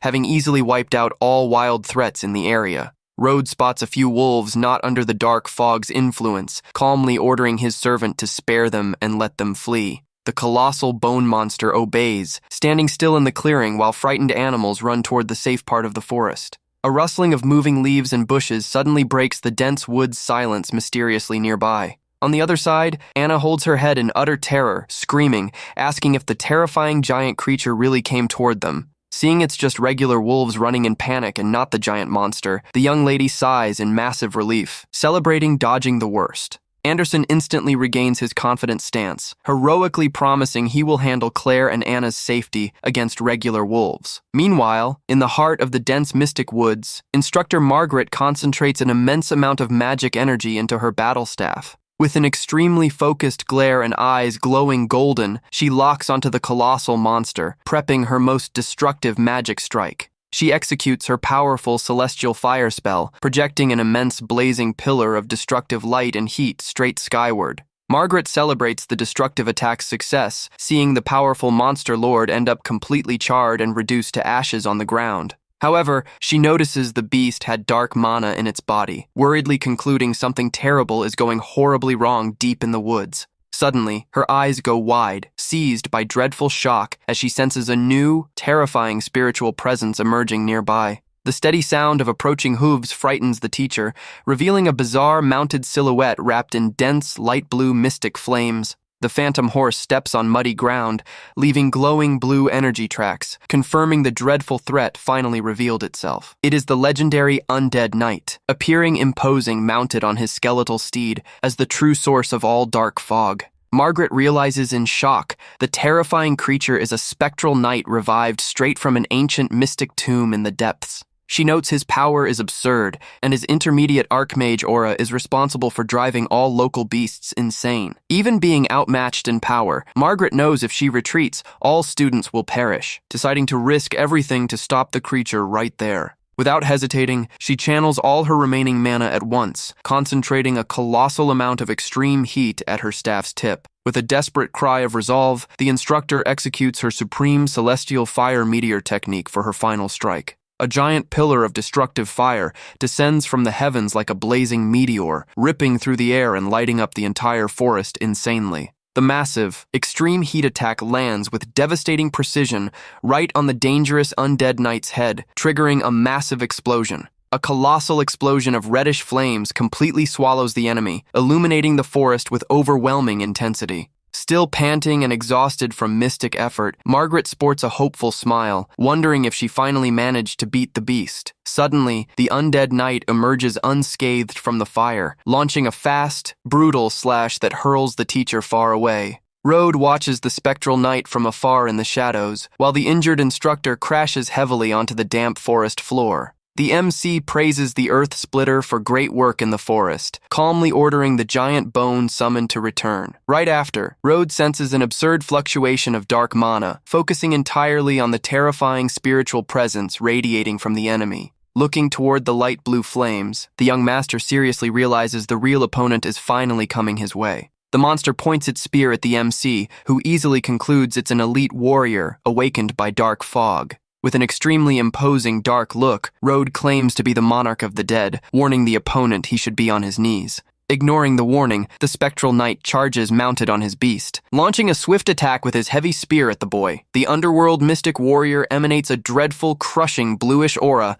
while executing his lethal combat thrusts. A loud metallic impact echoes in the air the exact moment the MC dodges with extreme precision from the knight's brutal thrusts. The violent exchange of blows triggers a massive shockwave through the forest, tearing cracks in the ground and launching dirt and branches everywhere. Road observes the opponent's strength, reflecting the dark energy wrapping the knight is insanely dense and powerful for his current level. From afar, Anderson and the girls watch shocked as a giant, dark whirlwind of magic energy rises imposing toward the sky. Claire shakes in terror before so much overwhelming darkness, admitting with hands over her mouth her body simply can't stop trembling. Anderson points at the whirlwind, tensely commenting that's the exact direction that foolish Road ran off to alone moments ago. Meanwhile, Professor Margaret lies severely injured on scorched ground, watching the terrifying mystic duel unfold before her. Even hurt and panting, her eyes widen in deep disbelief, witnessing the true force of Road's secret combat.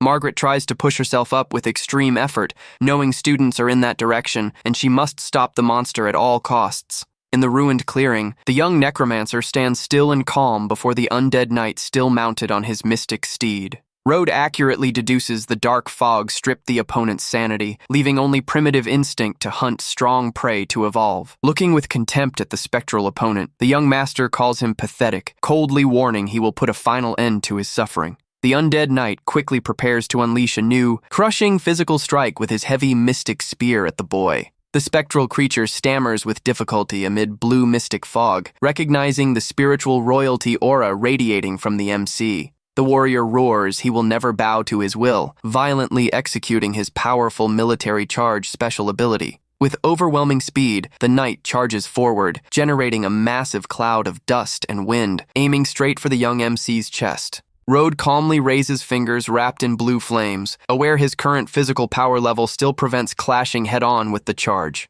He elegantly executes his memory echo necromancy art, channeling a powerful illusion spell directly into the opponent's mind. With a dark smile rising on his face, the necromancer tells the underworld warrior to thoroughly enjoy the mental experience he specially prepared. The knight's mind is projected back to a chaotic, devastating battlefield from his past, packed with ruins and warrior corpses. Amid heavy spiritual interference, the warrior watches his own hand stained with blood and his companions suffering in the illusion. He sees himself surrounded by dozens of spectral soldiers in violent, bloody combat, reliving all the agony of his oldest memories. Overcome by absurd mental suffering generated by Road's spell, the undead knight lets out a roar of pure agony and mystic desperation. Massive blue mystic eyes appear in the dark sky of the illusion, while Road mentally warns that scenario will be his final tomb. The MC concludes that opponent of equivalent level to his servant is the perfect chance to test his Bone Crown's power. The MC enthusiastically announces that will officially be the first combat utilizing his loyal servant's fully restored maximum power. With deep loyalty and resolve in his mystic voice, the spiritual warrior promises his lord he will obliterate the opponent with zero mercy. Completely insane after the mental spell, the undead knight turns into a relentless killing machine, charging, screaming he will kill everyone. Showing zero hesitation, Bone Crown executes a wide, powerful slash with his gigantic mystic blade wrapped in glowing blue flames. The two mystic warriors' weapons collide with overwhelming force in the clearing center, triggering a massive spiritual energy explosion. The sharp wind blade sound ripping through the air propagates violently, destroying tree trunks and whole rocks around the clash. A massive crash echoes through the monster forest as dark and spiritual energies enter direct physical conflict of power. The two knights engage in a formidable high-speed duel, unleashing dozens of precise strikes lighting up the dark clearing. The forest floor gets marked with deep cracks caused by cutting energy attacks released with each violent sword impact. With flawless mystic swordplay technique, Bone Crown masterfully dodges and blocks the opponent's brutal spear thrusts. The violent metallic clash of their blades generates a vast shower of glowing mana sparks, rapidly scattering in the chilly air. Concentrating all his spiritual strength into the blade, Road's loyal servant prepares to land his most powerful, final mystic strike. Executing a relentless downward slash, Bone Crown hits the opponent's armor with surgical precision, destroying his combat defense. With his heavy iron spear snapped in half by the attack, the underworld warrior mutters impressed by his opponent's devastating power. The undead knight roars in blind fury while trying to hold steady on his horse, refusing to accept imminent defeat. With what's left of his weapon, the spectral warrior executes a desperate strike of pure hatred, launching a blind charge against Bone Crown. Bone Crown performs a seamless move with his massive sword, generating a torrent of cutting wind in a relentless counterattack. The powerful strike of black and blue spiritual energy cuts through the air with devastating precision, completely overpowering the enemy's blind charge. With a completely stone-cold face beneath his helm, the loyal mystic servant readies to deliver the mercy blow on his opponent. Activating his Pale Blade Veil technique, he manipulates the bluish flames around his body, creating a whirlwind of rapid slashes. A colossal mystic explosion of blue and purple flames swallows the undead knight, sealing the terrifying deep warrior's fate. The opponent's body drops lifeless from his skeletal mount, rapidly disintegrating under Road's spiritual power. Road watches the ashes scatter in the wind, concluding the heavy, dark energy fluctuation finally vanished completely from the area. Bone Crown sheathes his giant sword, walking calmly back to his master after finishing his first big battle. The Phantom Warrior approaches with deep respect, kneeling before the MC to present the combat results. He had displayed the powerful, soul-stagnating piercing technique, securing an absolute crushing victory against the opponent. A massive stream of blue energy dissipates toward the clear sky, freeing that warrior's soul from its ancient dark slavery. In his mystic thoughts, the loyal servant proudly reflects his lord finally granted eternal rest of true death to the enemy. The skeletal horse and empty armor crash hard onto the forest floor, completely disintegrating into blue spiritual dust. Road watches in silence as the last traces of mystic energy rise toward the clouds, clearing the area's heavy atmosphere. Kneeling imposing, the mystic servant proudly reports to his master that the terrifying Shadow Knight was finally defeated. Road walks with total composure across the clearing's destroyed ground, coldly praising his servant for excellent battle performance. The MC easily picks up a small light blue flame fragment left over from the defeated enemy to purify it. Road laments the lost soul's suffering, using his necromancy to make it dissipate, wishing it rests in peace for all eternity. Holding her battle staff with effort, Instructor Margaret walks with difficulty back through dense woods looking for students. Panting and injured, the teacher repeats to herself she must stop the night no matter what to protect her students from real danger. Upon reaching the forest's ruined clearing, Margaret's eyes widen in huge shock at the scene before her. She spots young Master Road standing in the center of a giant crater of destruction, completely alone in the forest daylight. The teacher stands completely baffled, recognizing the boy, incredulously wondering what the young House Morris heir is doing there alone. Noticing the Phantom Knight's crushing aura vanished at that exact spot, she wonders, sweating in terror, if the boy was the one who took him down. Road turns with total composure, saying in a gentle tone of relief he is very happy to see the teacher safe and sound after the fight. Margaret approaches suspiciously, directly asking if he saw the terrifying headless knight awakened by dark mana in the forest. Lying naturally with his back turned, Road claims he saw no such beast, leaving the instructor confused about the crater. The MC alleges that clearing was already totally devastated when he arrived following the Shadowclaw Wolves' tracks. Even though he denies it, Margaret felt no other massive energy nearby, suspecting the boy wants to hide his true mystic strength. Margaret decides to accept the story for now, but insists on thanking the boy on behalf of all students for helping with safety. The MC says to set that aside, maturely advising she shouldn't return to the group injured to avoid worrying students. Margaret looks at herself, quietly agreeing the boy is totally right and she needs to treat her wounds before returning. She raises her hands, channeling powerful golden restoration magic, healing her wounds and mending her torn clothes in seconds.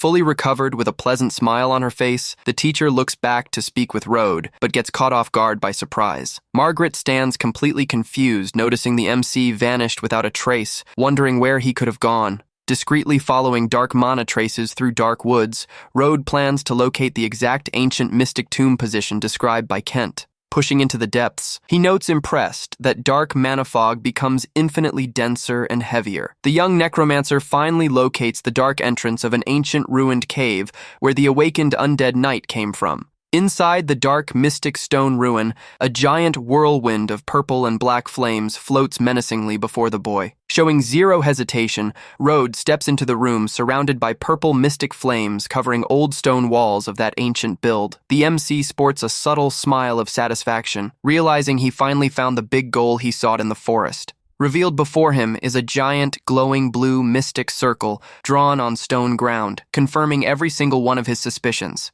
The MC extends his hand, manipulating spiritual energy with extreme speed, directly interfering with the seal's mana circulation. With an icy tone of unrelenting authority, the young necromancer orders the immediate removal of any intruding mystic presence there. A loud energy crackle echoes through the cave the instant the MC takes absolute control over all seal circulation. Rode inspects the dark mana stones around the seal, realizing someone used an artificial formation to wake the night on purpose. He deduces this mystic formation is the cause of forest imbalance, concluding someone is plotting dangerous schemes behind the scenes. Picking up a mystic gem from the floor, Rode scoffs at the mediocre spell, saying that's an insult to true necromancy art. Rode keeps the dark mana stones for himself, thinking they might come in handy later. Margaret watches her students from afar, relieved to see everyone safe and that the undead knight didn't attack them. The teacher approaches, asking if everyone finished tasks, letting them know they'll head back to the academy once the group is complete. Claire worriedly says Rode hasn't returned, sharing a terrifying mana whirlwind appeared right after the boy entered the forest. Margaret asks if the mana whirlwind really appeared after Rode entered the forest, and Claire confirms yes. Margaret realizes the revived undead knight was defeated by Rode, wonderingly frightened how strong the boy actually is. Anderson scoffs, saying Rode must have ran off in fear from the mana whirlwind, and other guys agree, calling the MC a coward. Margaret cuts the chatter, seriously asserting Rode will return soon, and they'll only leave once he comes back. Some students gossip, doubting he can return, laughing he must have been eaten by some Shadowclaw wolf already. Anderson asks what that mana whirlwind was, commenting even Shadowclaw wolves were acting super strange. Margaret makes up it was just a mana eruption, assuring the forest is safe and wolves return to normal. Anderson thinks Rode really ran off, bragging to himself, thinking the boy just got lucky and he could do the same. Anderson and others laugh seeing Rode return, calling the boy a deserter, saying he should have run back to his mother. Claire runs up to Rode to ask if he's okay, and the MC calmly replies, "Everything is great." Rode walks right past other students without giving a darn, leaving Anderson completely infuriated by that silence. Margaret watches the boy's arrival, calling him aside with a very curious glare. Rode lets her know he finished what he had to do, handing over the wolf claw as proof, saying they can return now. Margaret notes dark mana completely vanished from the forest, wondering if the boy really finished off the source of all that evil. She brushes those thoughts aside, reminding herself Rode is just her student and her main duty is protecting all of them. Margaret wraps up that day's practical magic class, and all students start walking excited back home. Carriages cross the road, bringing students toward the imposing magic academy of the Seven Cities. Meanwhile, a mysterious shadow enters dark cave depths, where the magic seal was in the forest. The mysterious hooded figure slowly walks to the center of the big mystic circle drawn on the ground. Touching destroyed stone ground, the mysterious person immediately realizes someone ruined their magic formation. The subject deduces the creature should have awakened, thinking if some passing Imperial Grandmaster discovered and undone their plan. With a glare full of fury, the figure warns they won't accept anyone ruining their plans, and that person's fate will be demise. Next day, routine returns to normal at prestigious Magic Academy, with the start of another day of classes. Rode wonders how much the teacher saw of what he did, but decides to take the chance to ask about the Tier of the Dead. Walking through outer academy hallways, a different commotion draws students' attention there. A very sharp blonde youth walks calmly through the courtyard, drawing glares from several female students. The girls are charmed by young Kaya's looks, commenting he's way different from other pampered academy nobles. Anderson watches with envy and rage, complaining girls only care about Kaya because his brother is an important archmage. Noticing his classmates' rage, Rode directly asks if he hates the blonde youth that much. Anderson gets more annoyed, replying Kaya is his biggest rival, and he's the one who should be surrounded by pretty girls. The MC remembers in his past life, he also felt tons of envy toward Kaya, but now things are way different. Suddenly, firm footsteps echo through the courtyard, and someone stops right in front of the group where the boys are talking. Kaya pops up right in front of them with a sarcastic smile, asking excuse for them to get out of his way. Anderson gets furious at the boy's nerve, saying he's the one who should get out of the way, starting a tense argument in the courtyard. The two glare at each other with furious eyes, sparks almost flying off their glares from mutual rivalry levels. Other students start whispering worried about the fight, knowing both their families are insanely powerful. Margaret appears in the hallway, asking why they're blocking the entrance, suggesting they settle differences in today's combat class. Kaya instantly shifts stance, politely apologizing to Professor Margaret, letting her know he's leaving right now. Anderson grumbles, calling Kaya a show-off seeing him walk away, but the blonde youth promises the two will settle things in training. Margaret scans the crowd, locking her attention directly onto Rode, who keeps acting completely indifferent. Later, Rode goes to Professor Margaret's private office, and she directly asks if the boy needs anything. Bluntly, Rode asks if he could get a special pass to skip that afternoon's practical combat class. Margaret smirks, teasing the boy, suggesting he just wants to dodge trouble or hide his true power from classmates. Rode just listens to the teacher's tease with a thoroughly unamused face, out of patience for that topic. Margaret says he definitely didn't come there just to ask for a pass, and the boy, smirking, confesses she caught him red-handed. Rode cuts to the chase, asking the teacher if she happens to have heard of a legendary item known as the Tear of the Dead.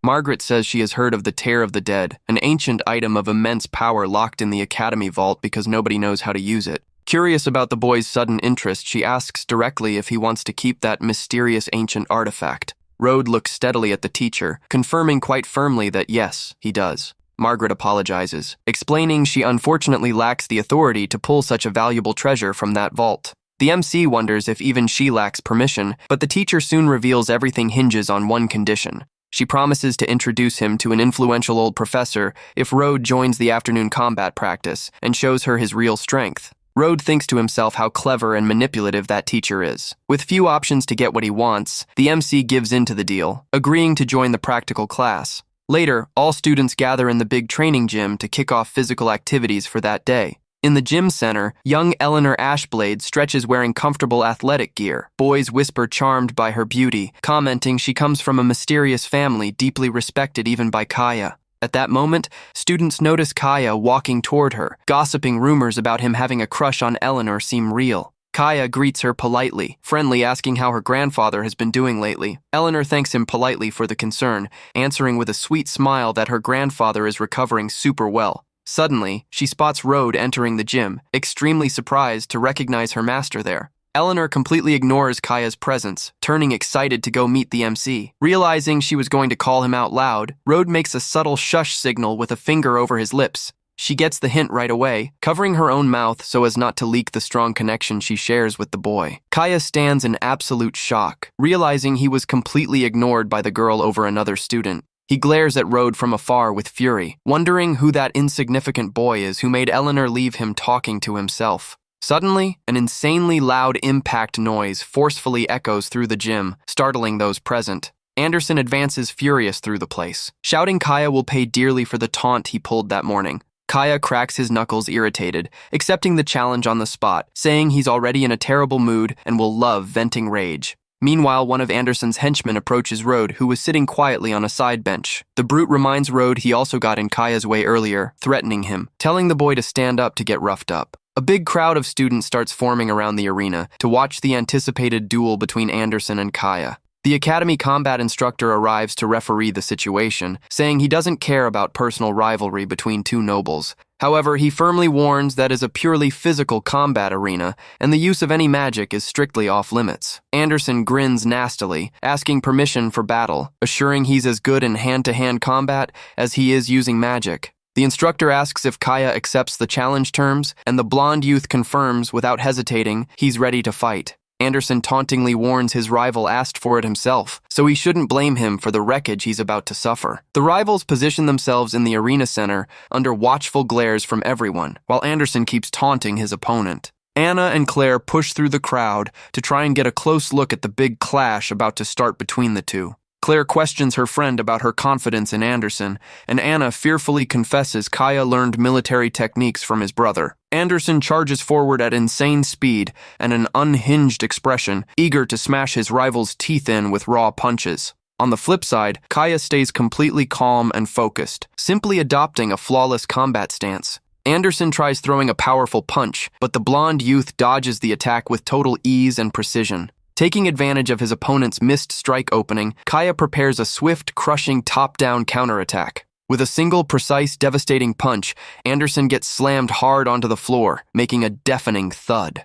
Female students cheer and celebrate the quick win, complimenting how strong and insanely skilled Kaya is. Anna blushes, telling Claire that Kaya is super charming, strong, and rich, calling him the real Prince Charming of her dreams. Kaya looks down superior at his fallen opponent, coldly saying he should give up, as he's not on his level. The blonde youth demands he apologize right then if he wants his disrespect forgiven before everyone. Anderson spits blood on the floor, consumed by blind rage, refusing to accept defeat, screaming for them to fight again. Driven by hate, ignoring arena rules completely, the boy charges, throwing a cheap punch at his opponent's back. Kaya notices the sucker punch coming from behind, and without showing any concern, decides to end this once and for all. With scary agility, the blonde youth throws a brutal spin kick, landing clean on Anderson's face, sending him flying far. Surrounding students stand in total shock, witnessing the humiliation of the prestigious House Rune heir before everyone in the arena. Watching the whole scene from afar, Margaret spectates the end of combat with a very serious, analytical look on her face.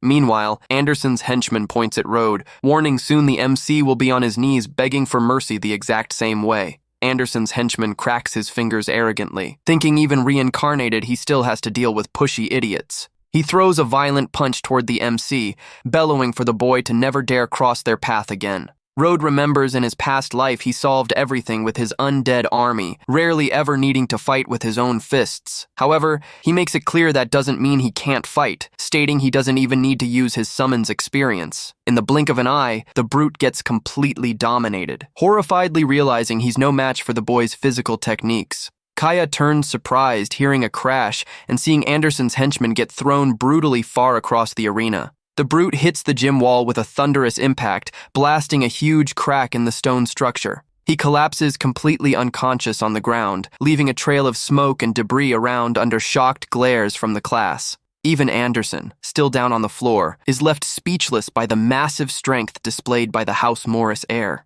Professor Margaret's eyes go wide in complete astonishment, extremely impressed by what she just witnessed. Claire and Anna watch the scene jaw-dropped, barely able to believe Rode was really the one who landed that absurd blow. Rode simply stands calmly in the exact same spot, as if he hadn't put in the slightest physical effort into that action. The MC thinks to himself he tried holding back as much as possible, but didn't expect the opponent to be so insanely fragile. Kaya approaches the passed-out guy, foaming at the mouth, realizing the severity of damage caused with just a single hit. With slow, deliberate steps, the blonde youth walks up to Rode, intimidatingly asking if he's really the House Morris heir. Kaya questions if it was really necessary to use so much violence in a simple physical combat training session among classmates. Rode answers with total chill that his rival doesn't need to worry, as he went super easy and the guy will be totally fine. The MC adds that Kaya is the last person there with any right to complain about excessive force in training. Kaya gets extremely furious at the sassy response, glaring at him with a scary killer aura starting to manifest.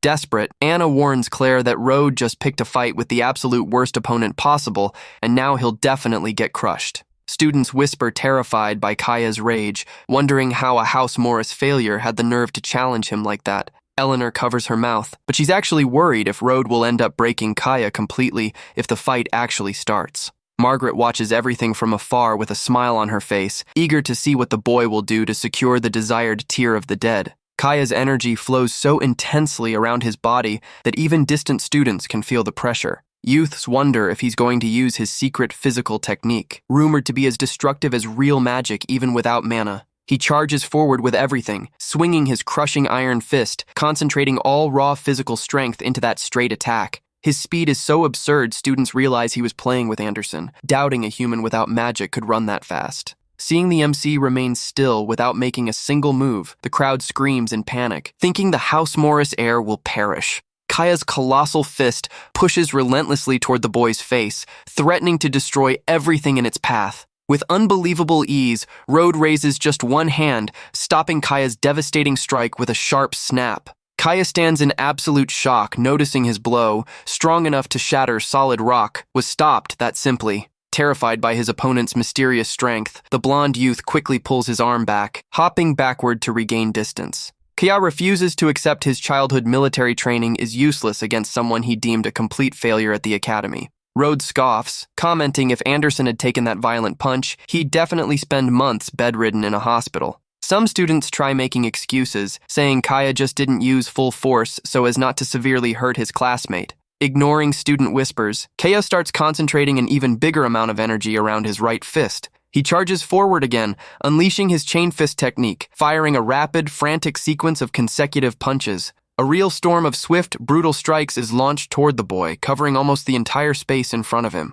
While dodging with extremely subtle, calm moves, Road thinks to himself that since Kaya is strong, he shouldn't be so fragile. One of Kaya's heavy punches finally seems to connect with the MC's body with extreme force during the frantic sequence. The impact makes the boy slide several meters back in the arena, kicking up a dust screen amid student cheers and applause. Realizing his opponent can take a hit, Road decides he can finally bump up his power level a bit in that fight. Boys in the crowd cheer happily, shouting for Kaya to finish off the arrogant MC once and for all right there. However, the MC plants his feet on the wooden floor with total stability, showing the impact didn't even faze him for real. With total composure, Road brushes dust off his clothes, mockingly asking if that punch was truly all his rival had. Kaya backs away horrified, sweating cold, seeing the boy walked away without a single scratch after taking his strongest punch trained for years. Road warns with a cold, intimidating glare that after taking so many strikes, now it's finally his turn to attack his rival. Seeing the boy readies to strike, Eleanor covers her eyes, worried about the awful destruction her master is about to pull off.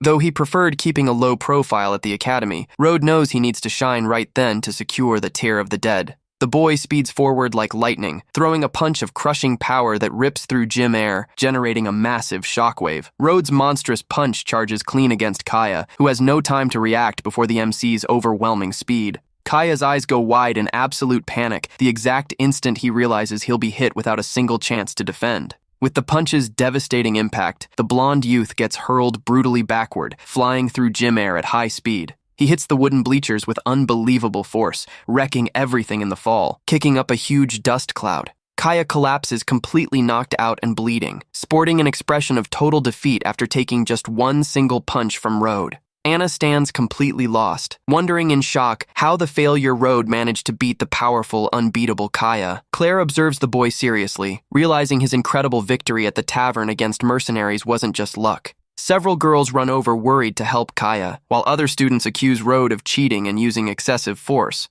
They yell annoyed the blonde didn't want to hurt Road, and if it were a real magic fight, the Morrisair would never win. The crowd demands Road apologize immediately, insulting him for getting kicked out of his own family due to lack of decency. Road just listens in silence, thinking in his past life he'd have sent his undead legion to finish off those fools. Suddenly, Eleanor pops up furious in the arena center, screaming for everyone to shut their mouths and stop talking trash right now. The MC glances sideways, surprised by the young House Ashblade heiress's sudden reaction and authoritative tone. She points her finger furious, questioning who they think they are to judge young Master Road's actions and impressive strength. She argues if Kaya's hit connected with anyone else it'd be fatal, telling the weaklings to stop embarrassing themselves there. Students stand speechless, whispering confused why such an important noble is standing up for the supposed Morris failure. Unbothered by outside chatter, she firmly holds the MC's hand to get him out of there ASAP. She says to leave right away and not waste precious time arguing with insignificant people like those. Under hateful glares from those present, Eleanor pulls the boy, and the two walk calmly toward the training gym exit. Kaya comes to in major pain, repeating Road Morris's name with deadly hatred burning in his chest from the humiliation. Meanwhile, Professor Margaret watches the dispersing crowd from afar with a serious, highly analytical look on her face. She smiles satisfied, confirming her suspicions about Road's power, deciding she can now introduce him to the old academy professor. In a lavish hallway, Road walks beside Eleanor, calmly asking if that hasty attitude of hers will be all right. He reminds her the Ashblade family shares good ties with Kaya's allies, questioning if that won't hurt her house's business. Eleanor brushes off the situation, dismissively stating she never stood that spoiled boy or his arrogant family anyway. She firmly adds House Ashblade now serves him, promising to cut ties with anyone her master doesn't like. Road stares at her surprised by the extreme loyalty, asking once more if she's 100% sure it's fine acting that way. She smiles bright, explaining her grandfather's recovery made the family strong enough not to fear any trouble. Road pulls the dark mana stone from his pocket, letting her know he needs a favor from her family, leaving the girl impressed by the dark aura. He asks them to stay sharp since someone's using that energy in a scheme, and Eleanor promptly agrees to put her house at his service. That same night, Kaya's room remains plunged in quiet shadow, heavy with pure frustration. Holding a magic communication device, Kaya desperately begs his older brother for help after the incident. He angrily shares that the House Morris failure humiliated and publicly beat him right before young Eleanor Ashblade's eyes. Kaya adds the two seem super close, appealing that their family should never tolerate an insult of that tier. On the other line, the older brother listens intent, answering ice cold that he understands the situation perfectly. He lets him know a very dangerous man named Rennie will pass through the region and he'll ask him to pay the boy a special visit. Surprised, Kaya asks if he's referring to the legendary assassin known across the empire as the Direwolf, and his brother confirms. Kaya bursts into a cruel laugh, celebrating that with this legendary assassin on the job, the cursed Road Morris will definitely vanish from the world. While dark plans are drawn in the shadows, the door to a mysterious academy room opens very discreetly. Rode enters Professor Margaret's private office, calmly calling her while she observes the view through the window. Margaret turns, praising the boy's fight, thinking satisfied her hunch about him beating the knight was spot on. Rode smiles innocently, dodging the topic with his back turned, claiming he only tried so hard because of the precious tear of the dead. The teacher reveals the artifact belongs to an old scholar, asking the boy to follow her, as a talent like him will surely please him. Guiding the boy down long stone hallways, she humorously warns the old professor has a pretty tough personality. The two enter the Academy's Magic Research Institute, an ancient lab packed with potions and glowing flasks. Margaret introduces eccentric Professor Gustav, an old man in dark robes stirring a large potion bowl with a small wand. She tries introducing Rode, but the old professor answers sharply, asking not to be disturbed during his important research. Margaret steps up to Rode, whispering in a low tone that the tear of the dead he wants so much belongs entirely to that old scientist. She explains the professor is a very eccentric man, warning that the call to hand over the valuable artifact hinges entirely on Rode. Looking at the table, Rode spots a black cat wrapped in glowing green magic circles, deducing the man is researching resurrection magic. Gustav pours a glowing yellow potion over the feline, attempting to make its soul return to its body once and for all. He locks his glare on the animal with high anxiety, eagerly waiting for the smallest sign of life or movement. Suddenly, the resurrection magic circle fails brutally, triggering a massive green lightning explosion consuming the place. Margaret screams, startled for the professor, while trying to protect herself from violent magic energy residue generated by the failure. Gustav collapses, defeated by the failure, claiming ancient texts guaranteed life energy should stabilize soul fragments. She thinks the old professor is obsessed with resurrection magic, and despite studying the soul, made zero real progress. Rode reflects that understanding of the soul in this world is way too shallow, explaining why a single real necromancer never emerged. The old man inspects the potion flask thoughtfully, confusedly asking himself if he somehow messed up the recommended dose. He pours even more magic liquid, hoping the lack of life energy was the real issue behind the failed attempt. The experiment explodes again even more violently, shattering glass windows and spreading green smoke throughout the lab. Rode spots the glaring mistake, thinking trying to use life energy on a dead soul is like trying to set solid ice on fire. Gustav screams, extremely annoyed at the fresh failure, agonizingly wondering where he went wrong following texts perfectly. The MC decides to step in, calmly suggesting the professor stop using those life energy-packed potions. Gustav turns angrily on the boy, snapping that even if Margaret spoke highly of him, that gives him no right to lecture his research. The old master throws in Rode's face that the boy never even studied basic soul theory and knows nothing about resurrection magic. He scoffs at the MC's presence, telling him to come back another time and ordering him not to bug him during experiments anymore. Unfazed, Rode calmly explains that life is already gone, and the energy used acts like poison on the small animal's soul. The professor gets outraged at the boy's words, yelling that water from the fountain of life heals any wound and cannot be poison. Rode tells him to accept the animal's passing, suggesting he use ancient grave dirt in the formation, asserting nobody understands death better than him. Margaret panics at Rode's nerve, calling him an idiot for daring to contradict and order around short-tempered Professor Gustav. However, the young necromancer's words make old Gustav freeze, pondering that fresh angle on the dead. Wasting no time, Gustav decides to test the tip, pouring some ancient grave dirt onto the ritual circle. The black cat's lifeless body begins floating lightly under the influence of stabilized green energy emanating from the mystic circle. Gustav's eyes widen, taken by overwhelming joy, trembling, asking if he's finally about to achieve success. Margaret watches everything in complete awe, incredulously repeating the word success, seeing the cat float under stable spiritual energy. The MC thinks if the feline had passed recently, it'd work, but since its soul already scattered, the process is way different. The young necromancer secretly concentrates his chilly energy, knowing full well only a true master of death like him could make it work. With supreme undead monarch authority, he secretly commands that animal's wandering soul to return immediately to its body. A strong stream of pure spiritual energy flows with extreme speed toward the small feline's motionless body on the table. In a fraction of a second, the feline's glowing green eyes pop open, confirming complete effectiveness of the boy's command. The black cat stands up meowing normally, but Rode knows this artificial summoned soul will only last 7 days max. Gustav and Margaret stand jaw-dropped in pure shock at the unbelievable resurrection that just went down right before them. The old scientist grabs Rode's shoulders in wild excitement, begging to know the boy's name and where he learned that fantastic theory. Margaret smiles, satisfied with the glory, proudly introducing the boy to her colleague, saying that's young Rode Morris. Gustav shouts ecstatic that Rode broke the Archmage's main dogmas, calling the boy a total magic genius after that feat. Margaret stands completely amazed, seeing respected Professor Gustav praise and admire the boy in such an enthusiastic way. The old master asks Rode to reveal what else he knows, and the boy humbly replies he just holds a different view on death. The elder recalls something important, commenting Margaret mentioned the young master came there looking for the famous Tear of the Dead. Wasting no more time, he pulls the gorgeous blue pendant holding the legendary spiritual artifact from his pocket, displaying it proudly. With a focused, mysterious glare, the professor warns the artifact will be Rode's if he agrees to do just one small thing for him. The old professor hands the item to the boy, revealing the only catch for the gift is for Rode to become his personal assistant. Gustav assures that as his assistant, he'll hand any rare material to Rode, so together, they rewrite the history of resurrection magic. Rode sports a subtle smile, realizing the partnership will give him free access to rare, valuable materials he desperately needs. Margaret questioningly panics since the boy is a rookie, but Gustav tells her to hush, claiming she doesn't know how to spot genius. Margaret huffs in sheer rage at the stubborn old man's rude reply, who now completely ignores her presence. Rode accepts the offer super elegantly, thanking him, saying it'll be a massive honor working alongside a pro like him. The boy thinks satisfied that having an official title and his own secret lab will make his necromancy plans way easier.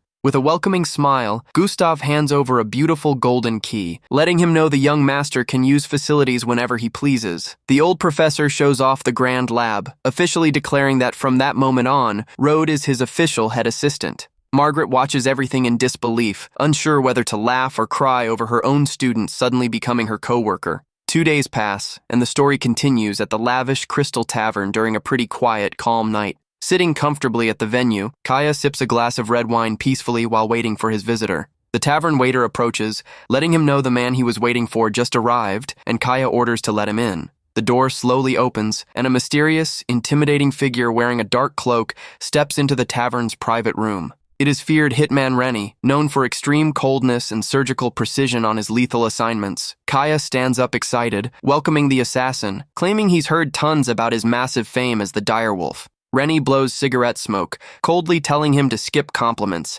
directly demanding what the boy wants from him. Kaya gets extremely annoyed at the assassin's disrespectful tone, but tries holding his rage so as not to ruin the plan. He hands over a heavy bag containing a gold coin deposit and target intel, promising to pay the rest upon completion. Kaya reveals Rode Morris's photo and file, describing him as useless trash from a declining family studying at the academy. Rennie laughs ironically, discovering a big family heir hired him just to eliminate a broke student from the countryside. The assassin dismissively states he has no time for childish games and that someone insignificant like the boy isn't worth the effort. Kaya pushes, saying Rode managed to get close to the Ashblade heiress, reinforcing that's also a direct command from his brother. Hearing the mention of powerful House Ashblade, Rennie's glare shifts tone instantly, getting the real danger of the situation. Since it's a direct order from his brother, Rennie accepts the deadly mission, but demands a final payout of 5,000 gold coins. Kaya promptly agrees to the requested fee, screaming with hatred that he only cares about Rode Morris's final elimination. Kaya asks for the job to be clean and slick, and the hitman assures pros hold ethics and never leak clients. He turns with a fake, creepy smile on his face, arrogantly stating he's the best and never fails his missions. Kaya whispers, consumed by hate, that since Road humiliated him before Eleanor and the whole school, that night will definitely be his last. Under night darkness, Rennie watches from atop a roof, surveying the magic academy of the 7 cities' surroundings. Adjusting his dark combat mask, he remembers according to received intel, the target usually passes through there. The hitman stakes out a dark, quiet alley where Road walks daily back to his student dorm. Rennie sports a wicked smile under his mask upon spotting the boy walking, peaceful, celebrating his payout is super close. Road walks thinking about how energetic Professor Gustav is and how research left him no time to use the Tear of the Dead. Suddenly, the young master stops walking, looking sideways coldly, immediately sensing trouble in the air. Road senses an arrogant assassin who doesn't even hide his killer aura, noting the enemy is extremely powerful. At scary speed, a red streak cuts through alley darkness toward the boy's neck with lethal intent. He effortlessly dodges, wondering if that assassin was sent by the forest's mysterious mage whose seal was destroyed. Road casually stretches his arm, concluding the employer doesn't matter much, as he'll yank that answer out himself. From above, the hitman mocks the boy's calm, sarcastically commenting, "Road picked a great alley to be his tomb." The MC simply directs a chillingly icy, intimidating glare toward the enemy watching him from the roof. Rennie gets furious at the boy's nerve staring at him like that, feeling deeply insulted by such insolence. Screaming with hate, the assassin leaps from the roof toward the MC, claws glowing red with lethal magic. He executes his secret shadow assassination technique, firing a blast of red energy cutting slashes in the arena. A loud impact thud echoes forcefully through the silent alley, followed by the disturbing sound of blood dripping on the ground. With total composure, Road catches the assassin's blade bare-handed, coldly ordering him to spill who sent him. Rennie stands in absolute shock, seeing his lethal attack blocked bare-handed by a kid, something he thought impossible to pull off. Showing zero effort, the MC snaps the enemy's weapon with finger strength, tossing it onto the dark alley ground. Overcome by desperation, sweating cold at the boy's absurd strength, the assassin hops backward, trying to keep distance. He fearfully asks himself if the boy is an intermediate archmage, panicking that he needs to escape right now. He uses top escape speed, turning into a fast black blur, trying to vanish through quiet alley shadows. Road coldly watches the escape attempt, saying if the enemy refuses to talk nicely, he holds plenty of ways to make him sing. Suddenly, the MC's chilly spiritual energy starts spreading forcefully across stone alley walls and floor. A giant, scary black shadow silently emerges from shadows right in the escaping assassin's path. Rennie screams in desperation, seeing the massive, scary skeletal creature rise before him, completely blocking his only way out. The powerful summoned warrior raises his colossal weapon, ready to crush the opponent without showing any mercy. With a precise, devastating slash, the hit lands clean on the assassin, who lets out a sharp pain yell while getting slammed onto the floor.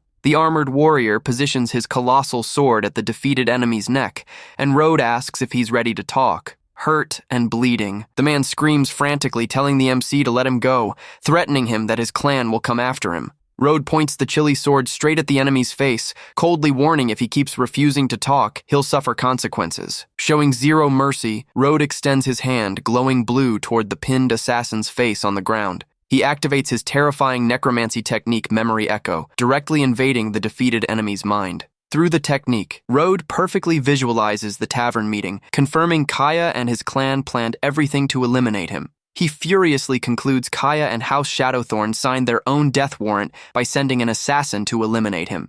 Desperate, Rennie stammers, begging for the boy to free him, threatening him with his leader Lord Bruce's crushing strength. Road answers with total chill that his rival shouldn't worry, as it won't take long for House Shadowthorn to be wiped off the map. With a cruel smile, he warns the assassin his soul will be an extremely rare luxury feast to nourish his summons. With a deafening crash, the boy summons Earth Splitter, the giant skeletal creature rising imposing in the dark alley. Rennie screams in total desperation, seeing the skeletal monster's colossal mouth open before him, begging not to come closer. Without a single chance to defend, the feared assassin gets gobbled up at once by the MC's giant scary summon. The skeletal beast consumes the beginner archmage's body and soul, glowing intensely in a reddish, vital energy hue. Road knows their house is super powerful in the north, concluding he shouldn't rush, needing to wait for the right opening. Meanwhile, at the lavish Crystal Tavern, Kaya sips whiskey super comfortably and relaxed, convinced everything went smoothly. He thinks satisfied that by now the assassin must have finished Road off,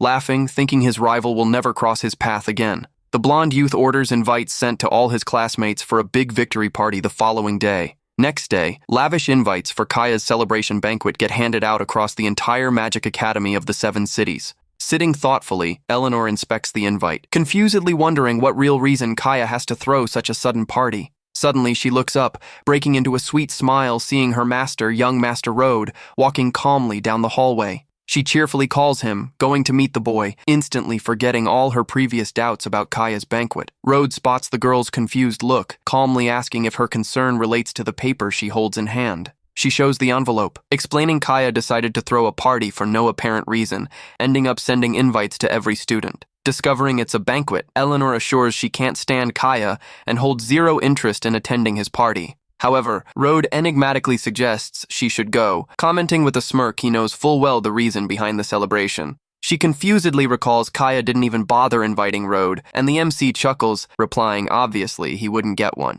Eleanor, chuckling, deduces the blonde must be mad over the beating he took in the previous combat class, calling him a petty, spoiled kid. At night, the Academy's lavish party hall shines bright, with several noble carriages arriving for Kaya's grand event. At the banquet hall entrance, guards block doors demanding official invite presentation to let students pass. Wearing a beautiful blue dress, Eleanor shows her official noble invite, firmly letting them know young Road is her guest. The guard stammers nervous, recognizing the influential House Ashblade heiress, knowing blocking her guest would spark trouble. Another guard quickly steps up, quietly whispering something in his ear, alerting him who the nobles before them are. The guard shifts attitude instantly, bowing respectfully, welcoming Eleanor and her special guest. Road thanks her for the help getting in, and Eleanor, chuckling, apologizes for the inconvenience caused by the guy's lack of an official invite. Upstairs in the hall, wooden doors to a lavish private anteroom remain slightly ajar discreetly. Fixing his clothes in the mirror, Kaya anxiously asks if the assassin returned, but his servant lets him know he vanished since last night.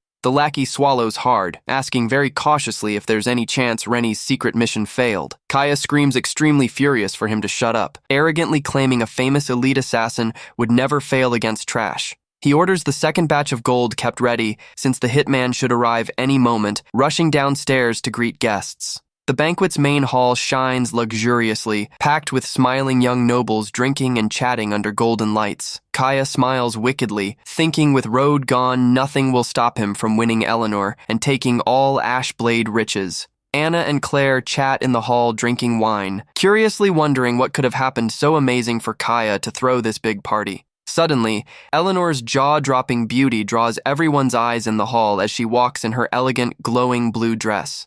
Kaya locks his glare on her with desire, faithfully believing the powerful northern family heiress will finally be his starting today. He steps up with a charming smile, offering a glass of red wine, politely inviting her to drink and toast beside him. Eleanor refuses to take the drink, glaring at him with total coldness, turning down the invite without holding back before everyone in the hall. Kaya feels extremely awkward from the rejection, but suddenly, a familiar, calm voice emerges from the shadows accepting to drink in her place. The blonde youth freezes completely, recognizing that chilly tone, feeling a terror shiver rush hard up his spine. Road emerges imposing from the shadows holding a wine glass, mockingly asking if he'd accept drinking with him, leaving Kaya in total panic. In complete desperation and panic, Kaya trips over his own feet, falling flat on his rear on the banquet hall floor, knocking over wine bottles. Shaking in terror, he points his finger at the boy, frantically asking if he's a human being or a ghost that came back. Road just slowly moves toward him with a chillingly cold and calm glare, mockingly asking what Kaya really thinks he is. Kaya stammers in panic, asserting in shock that the boy should be gone, frantically asking for assassin Rennie's whereabouts.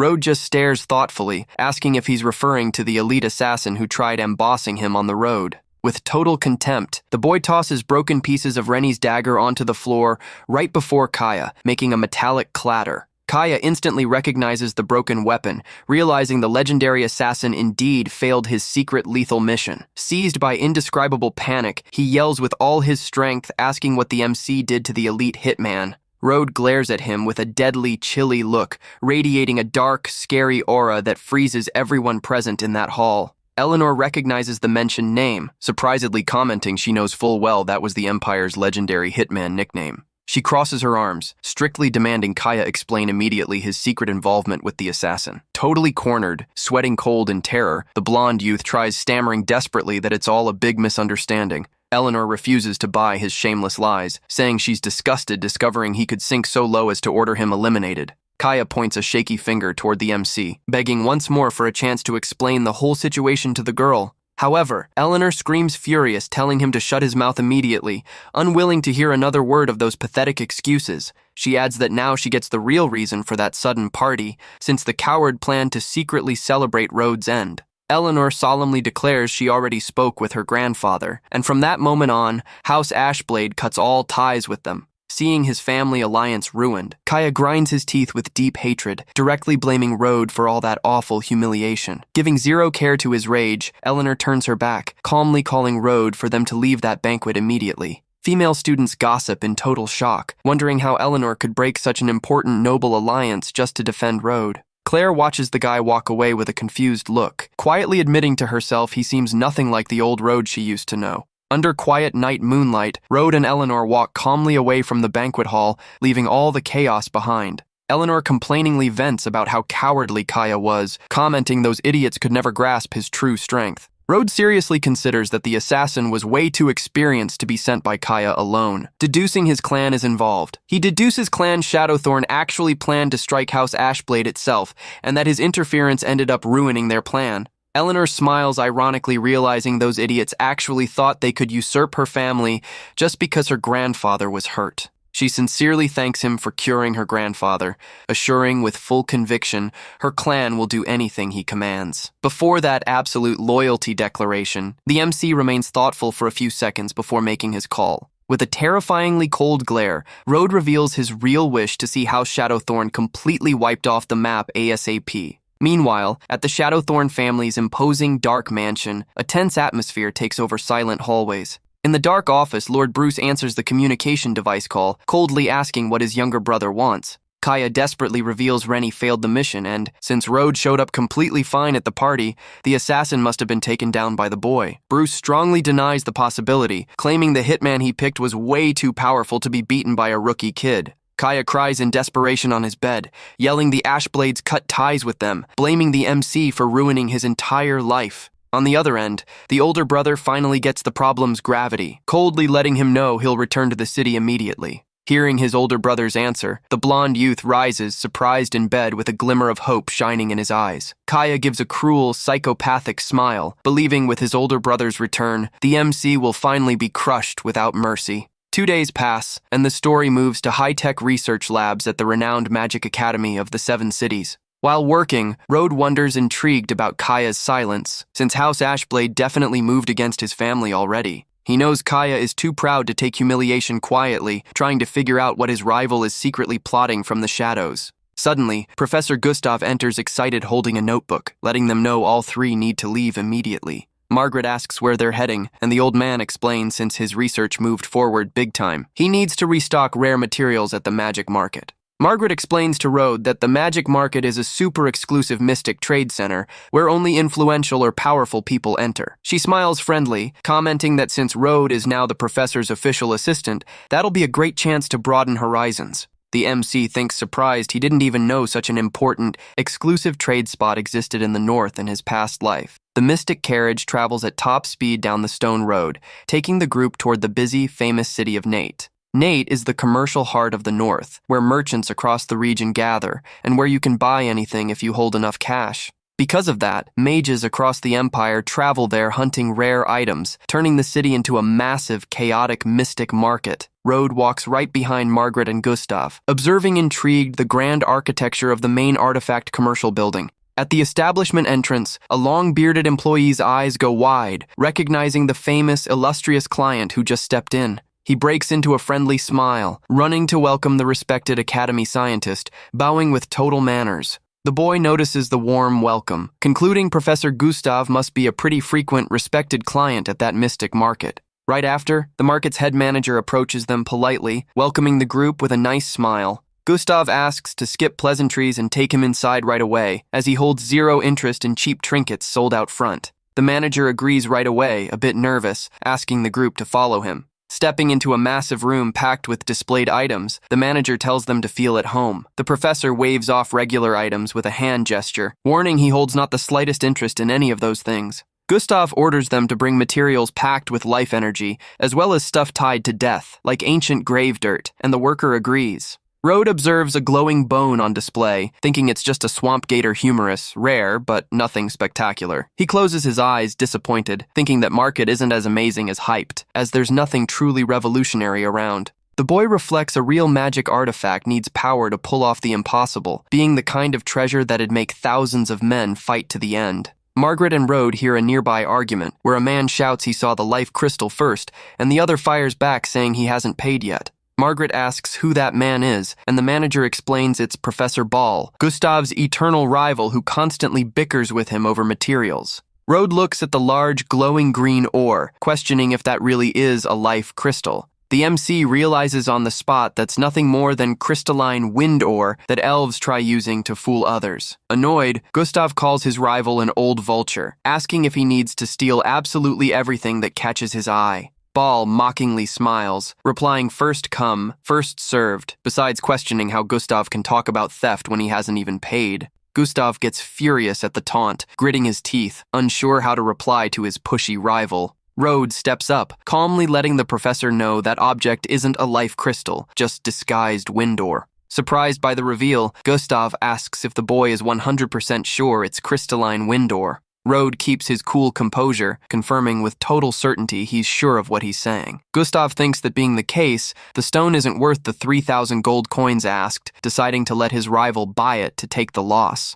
The professor then turns to the shop manager, asking who that supposed life crystal belongs to. Super awkwardly, the worker explains that by house rules, the item belongs to the first person who completes payment. Ball displays the glowing green stone with a winning smile, mocking he just paid and now the item is officially his. Hearing this, Gustav breaks into a massive smile, declaring he couldn't be happier with that news. Both Ball and the shop manager stand completely confused by the professor's cheerful, unexpected reaction. Ball questions what that means, finding it super weird his rival smiles after losing the item, feeling something is off. Gustav mockingly replies he's just happy for his rival, congratulating him on dropping 3,000 gold coins on mere wind ore. Ball's eyes go wide, letting out a sound of pure disbelief upon hearing the old man's claim. The man bursts into laughter, asking if his rival lost his mind for good, or if he's just making up nonsense because he can't accept defeat. He points at the stone's intense glow, telling everyone to feel the pure life energy, saying that's no ore for weak mages.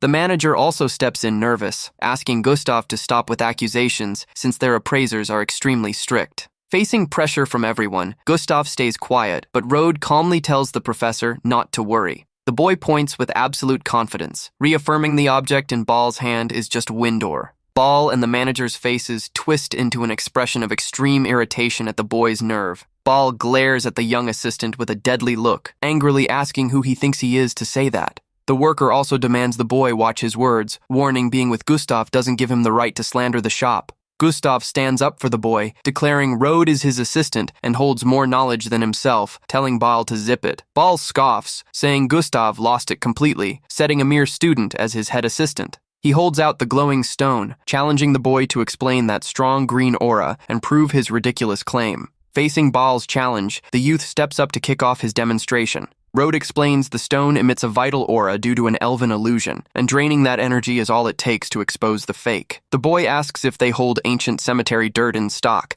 as a handful would be enough to devour the energy and shatter the spell. The manager stammers confirmation they hold the material, and the boy orders him to fetch it right away. A large metal bowl holding ancient gray dirt gets placed on the counter. Rode challenges the man to drop the stone in there to see the truth reveal itself in a minute, asking if he wants to run the test. Ball accepts the challenge furious, warning if it really is a life crystal, both Gustav and his genius assistant will have to apologize in public. The glowing green stone gets dropped right onto the grave's gray dirt. That instant, thick green smoke starts rising from the bowl, lighting up the whole room. Ball points at the reaction, laughing victorious, screaming the vital aura remains insanely intense. Seeing the glow didn't vanish right away, the professor starts sweating cold from major worry. Even Margaret gets anxious, letting out a worried murmur seeing the test seems to fail. Margaret whispers to Rode, asking if he's sure, as the professor is super proud and apologizing in public would be unbearable humiliation. Rode tells the teacher not to worry, calmly asserting everything will happen in about 10 seconds.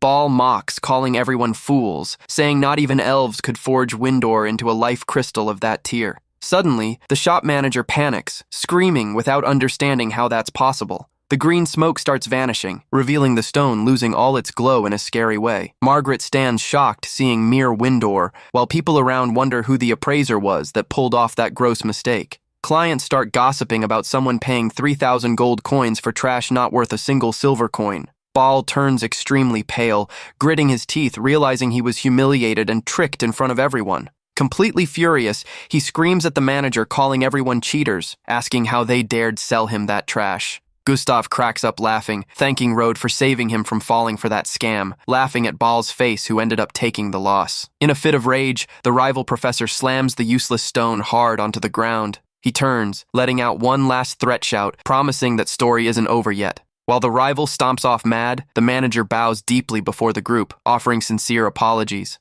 Eyes glowing red with pure hatred, Ball mentally swears things definitely won't stay like this. Gustav celebrates cheerfully, saying how satisfying it is to finally see his rival's defeated face after so many years of bickering. The old man thanks Rode, letting him know if the boy likes any material around there, he can grab it because the lab will cover everything. Gustav warns he hopes not to run into another fake item, and the manager tries reassuring him, saying that was just a terrible accident. The experienced professor just huffs suspicious, continuing his walk through the venue.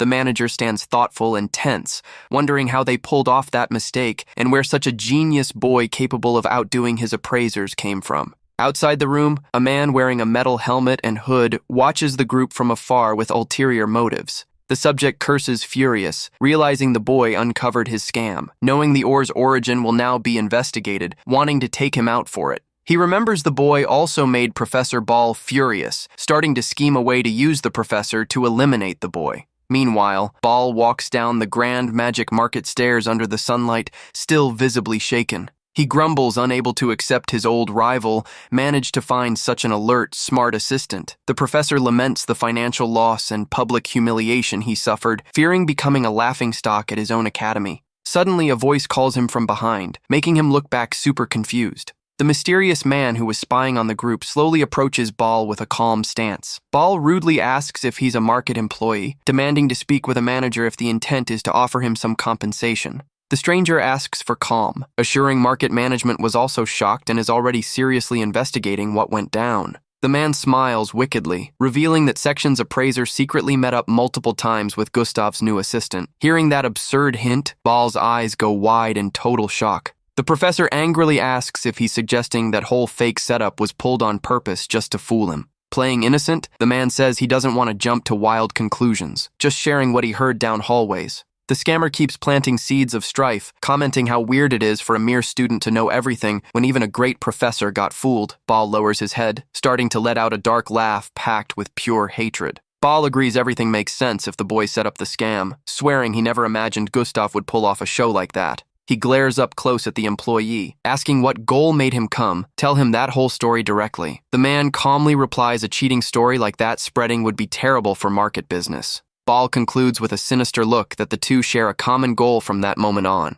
The subject gives a side smirk, confirming without hesitating that the two are completely aligned. Walking away through the busy city center, Ball swears to himself that Gustav and his young assistant will pay super dearly for that. With a killer glare, the rival professor assures both will discover what happens to those who dare mess with him. The scene cuts to a simpler, open part of Nate City, where local trade buzzes under sunlight. From market shadows, a mysterious figure watches the commotion, displaying a smile of satisfaction. Meanwhile, Gustav, Rode, and Margaret keep walking peacefully among various street stands at the Mystic Market. The old professor crouches at a simple floor stand to inspect some plants and curious objects. He inspects a volcanic heart up close, complaining frustrated seeing the pieces drained, nothing more than an empty shell without magic. Next, he looks at a dried, potted plant, tossing the item aside for being just a decayed nightmare ivy with zero trade value. Rode observes the low quality of surrounding items, thinking to himself he'll hardly find what he needs there that day. However, right when he was about to give up, the boy suddenly stops, sensing a strong, mysterious life magic aura coming from nearby.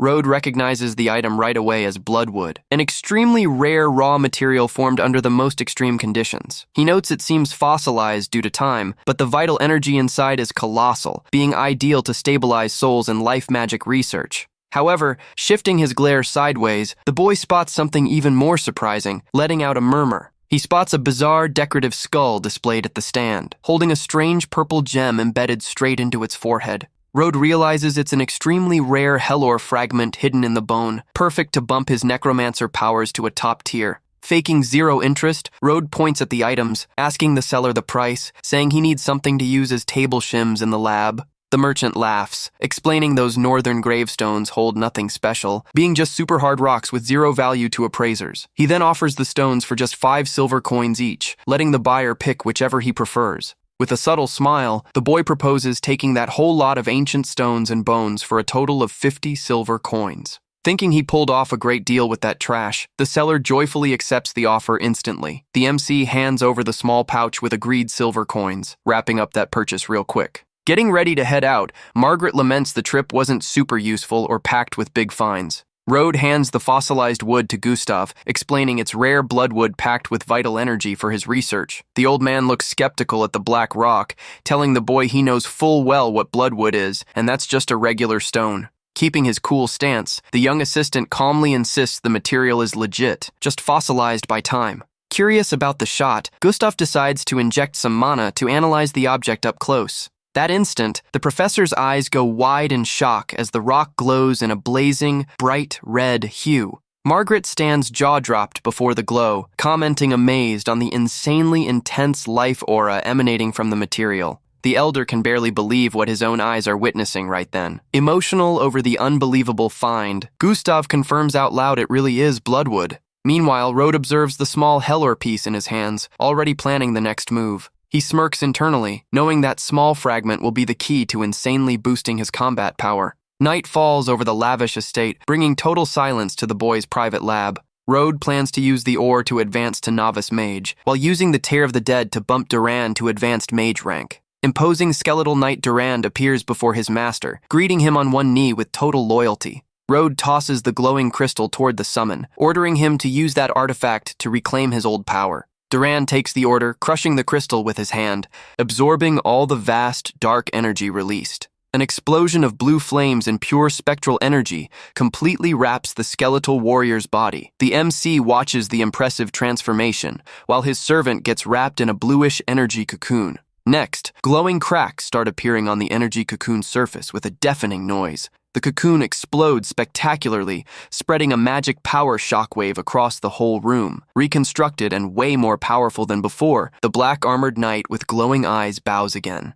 Satisfied, Road praises the warrior's fresh look, celebrating noticing he successfully reached advanced mage tier. With his servant's successful evolution, the boy grabs the hell ore fragment to kick off his own turn. He shatters the purple gem, releasing a dense mystic energy cloud instantly spreading around him. A giant pillar of lightning and spiritual power wraps the boy's body, making him float in the room's center. The boy channels mana flow, realizing Durand's evolution combined with the gem is generating an incredible effect. Thanks to that massive power buildup, he easily breaks his wall, advancing to novice mage rank. The MC reflects that with this new level and an advanced tier protector by his side, his safety is set. He gives a confident smile, knowing he can now pull off spells and combat methods that were previously impossible to use. Next day, the influential Shadowthorn family's carriage arrives at their grand, massive mansion gates. A man in imposing military boots steps down from transport under watchful glares from lined-up entrance guards.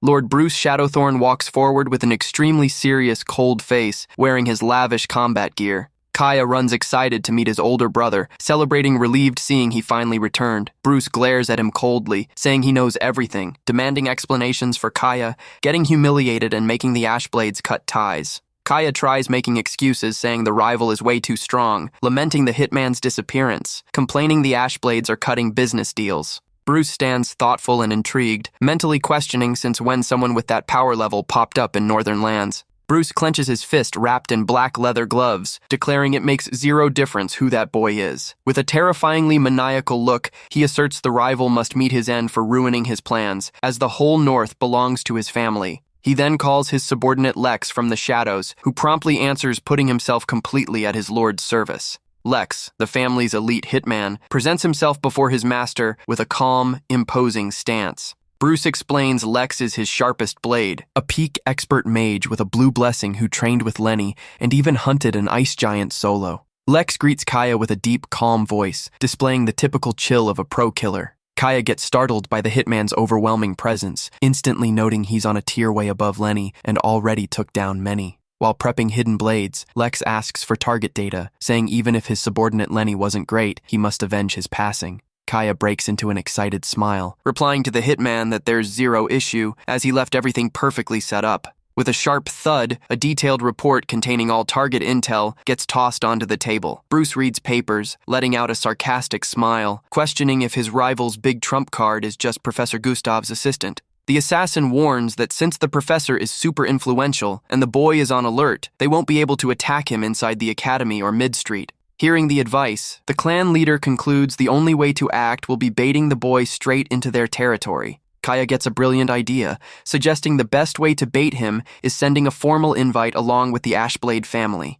He plans to set a banquet to apologize and make peace, taking advantage that the rival leader is elderly to ambush and eliminate everyone at once. Kaya excitedly adds that'll help them solve all their problems in one go, while his brother observes him thoughtfully. Bruce agrees with the plan, firmly asserting that if they're doing it, they should do it right with zero slip-ups. They plan to wipe out all enemies in a single lightning strike to finally take total control of the North. The story shifts to the Ashblade family's lavish mansion, shining under soft daylight. Seeing her grandfather focused on a document, Eleanor approaches curious, asking what he's reading so intent. Igna explains Kaya sent an invite letter wanting to apologize, offering 20% of family business as makeup. Eleanor crosses her arms, saying there's not a chance a hypocrite like him wants to apologize, saying it's obvious there's a trap. The patriarch rests his hand on the table, quietly pondering his granddaughter's sensible words. He agrees the offer is just bait, telling his granddaughter to go ask respected Grandmaster Rhodes' opinion on the invite. Eleanor answers yes with resolve, rushing to bring the message to the young leader. Facing Rhode, the girl wraps up the whole situation about the unusual invite and suspicious 20% asset offer. The MC finds humor in the sloppy attempt, commenting the enemies were super clumsy and bold crafting that fake setup. But he doesn't care, saying that'll be awesome, as he'll get the perfect shot to erase the Shadowthorn family off the map once and for all. Next day, the lavish carriage arrives to take the guest group toward the banquet location. Guard Leon waves, smiling, letting the Grandmaster know the Patriarch ordered him to come pick him up personally. Rhode calmly fixes his formal gala clothes, agreeing time has finally come to head to the banquet. Already en route, old Igna confesses he feels way safer and confident knowing Rhode will accompany them. He explains the enemies don't even suspect he was cured of his sickness, promising to make them deeply regret that trap. The group finally steps off at the Shadowthorn family's imposing dark mansion, guarded by several masked guards. Bruce receives them with fake bows, pretending he lost his mind lately, offering the banquet as a humble peace request. While bowing hypocritically, Bruce cruelly thinks he who laughs last always laughs best. He knows nobody will walk out alive once trapped in the anti-magic circle, combined with Lex's lethal attack. Bruce hatefully schemes to destroy the Ashblades, enslave Eleanor, and chop up Rhode's corpse to feed the meat to street dogs. Rhode easily spots his rival's intent, playfully thinking if he's in that big of a rush to unleash that killer vibe. Everyone gets guided to a massive, lavish dining hall, formally invited to take seats. Bruce kicks off speech offering formal apologies for stupid mistakes his brother Kaya pulled, suggesting forgetting the past. The host leader politely extends his arm, asking everyone to settle into chairs. Rhode inspects the structure with his power, finding 7 hidden nodes forming an anti-magic circle so perfect, not even Igna noticed. The boy notices his subordinate's quiet nervousness, calmly telling her to just relax. Fully trusting her powerful leader, the girl takes a deep breath, agreeing with the instruction. The 2 big family leaders raise red wine glasses in a toast to celebrate that supposed fresh start of peace. Keeping business formality, Igna takes the moment to question about transferring the promised 20%. Bruce lets out a relaxed laugh, exclaiming he almost forgot the most important part of the deal. However, behind that friendly front, his cold glare and sadistic smile reveal the start of the planned slaughter. He claps hands twice loudly in the hall, giving the agreed signal to launch the mystic ambush. A butler approaches, holding the property transfer contract on a silver tray, saying only the signature is missing. Without suspecting the rush, the old patriarch reaches out his hand to grab the official paper and finalize the deal. But the exact split second he touches the paper, a terrifying, cutting magic trap activates at the spot. The butler reveals himself as a disguised assassin, lunging at the patriarch with claws, screaming that's no contract, but his death sentence. Facing the sudden lethal charge, old Igna remains absolute calm, without even dropping his wine glass. A violent impact hits the spot with a deafening thud, sending shrapnel flying across the dining table. The disguised hitman staggers back, shocked, unable to grasp how his stealth strike got repelled so easily. Igna stands up calmly, surrounded by an overwhelming, imposing, golden magic aura emanating from his cured body. Seeing the aura, Bruce gets terrified, realizing the old man is at peak expert mage level, questioning how he healed from the severe sickness. Igna bursts into laughter, mockingly saying a grandmaster cured him and made him stronger, adding Bruce finally showed his true colors. Bruce warns there's no turning back, ordering Lex to join forces with him so they attack and destroy the invaders together. Combat kicks off frantically with opponents moving at high speed, trading swift blows across the hall. Even outnumbered, the experienced patriarch gives a confident smile before unleashing his technique. He challenges enemies to come with everything, promising to teach those pushy brats an unforgettable lesson. Suddenly, the massive, hidden anti-magic circle on the ceiling activates, glowing in an intense purple hue. Sensing his magic energy getting blocked, the elder's eyes go wide, realizing he fell into an anti-magic barrier. He desperately tries summoning powers, but realizes in horror he can't channel a single drop of magic. Bruce mocks, saying he spent a fortune on that barrier, telling the old man to accept his end, as Clan Ashblade will now belong to him. Seeing her grandfather's extreme danger situation, Eleanor screams desperately in his direction mid-hall. Even without magic, the old man dodges physical attacks masterfully, leaving his opponent annoyed at his agility. Realizing the place is way too dangerous, Igna shouts for Eleanor to run right away along with Master Rode. Tears in her eyes, holding her sword hilt firm, Eleanor refuses to abandon her grandfather in that spot. She begs Rode to run and save his life, asserting she'll stay to fight and accepts meeting her end beside her grandfather if needed. Rode walks calmly, passing the girl, commandingly ordering her to step back and move away from combat. Desperate, the young lady warns not even he can cast spells due to the block, begging again for the boy to flee. Ignoring warnings, the MC keeps his blue eyes glowing cold, watching terrifying hitman Lex charge his way. Lex runs top speed, ready to deliver the mercy blow, questioning if that boy was responsible for taking out Lenny. The hitman displays a sadistic smile, yelling he'll avenge his fallen buddy by slicing the boy in half. A sharp metallic sound echoes through the hall as Lex's lethal attack gets blocked abruptly by a mysterious force. Lex gets repelled, backing away stunned, unable to comprehend how a mere novice-tier boy stopped his blow. His eyes go wide, seeing a giant, intimidating skeletal silhouette covered in dark flames rise right behind Rode. With a scary glare, Durand declares anyone who dares raise a weapon against his master deserves nothing less than immediate demise. If you want the next part, like and comment.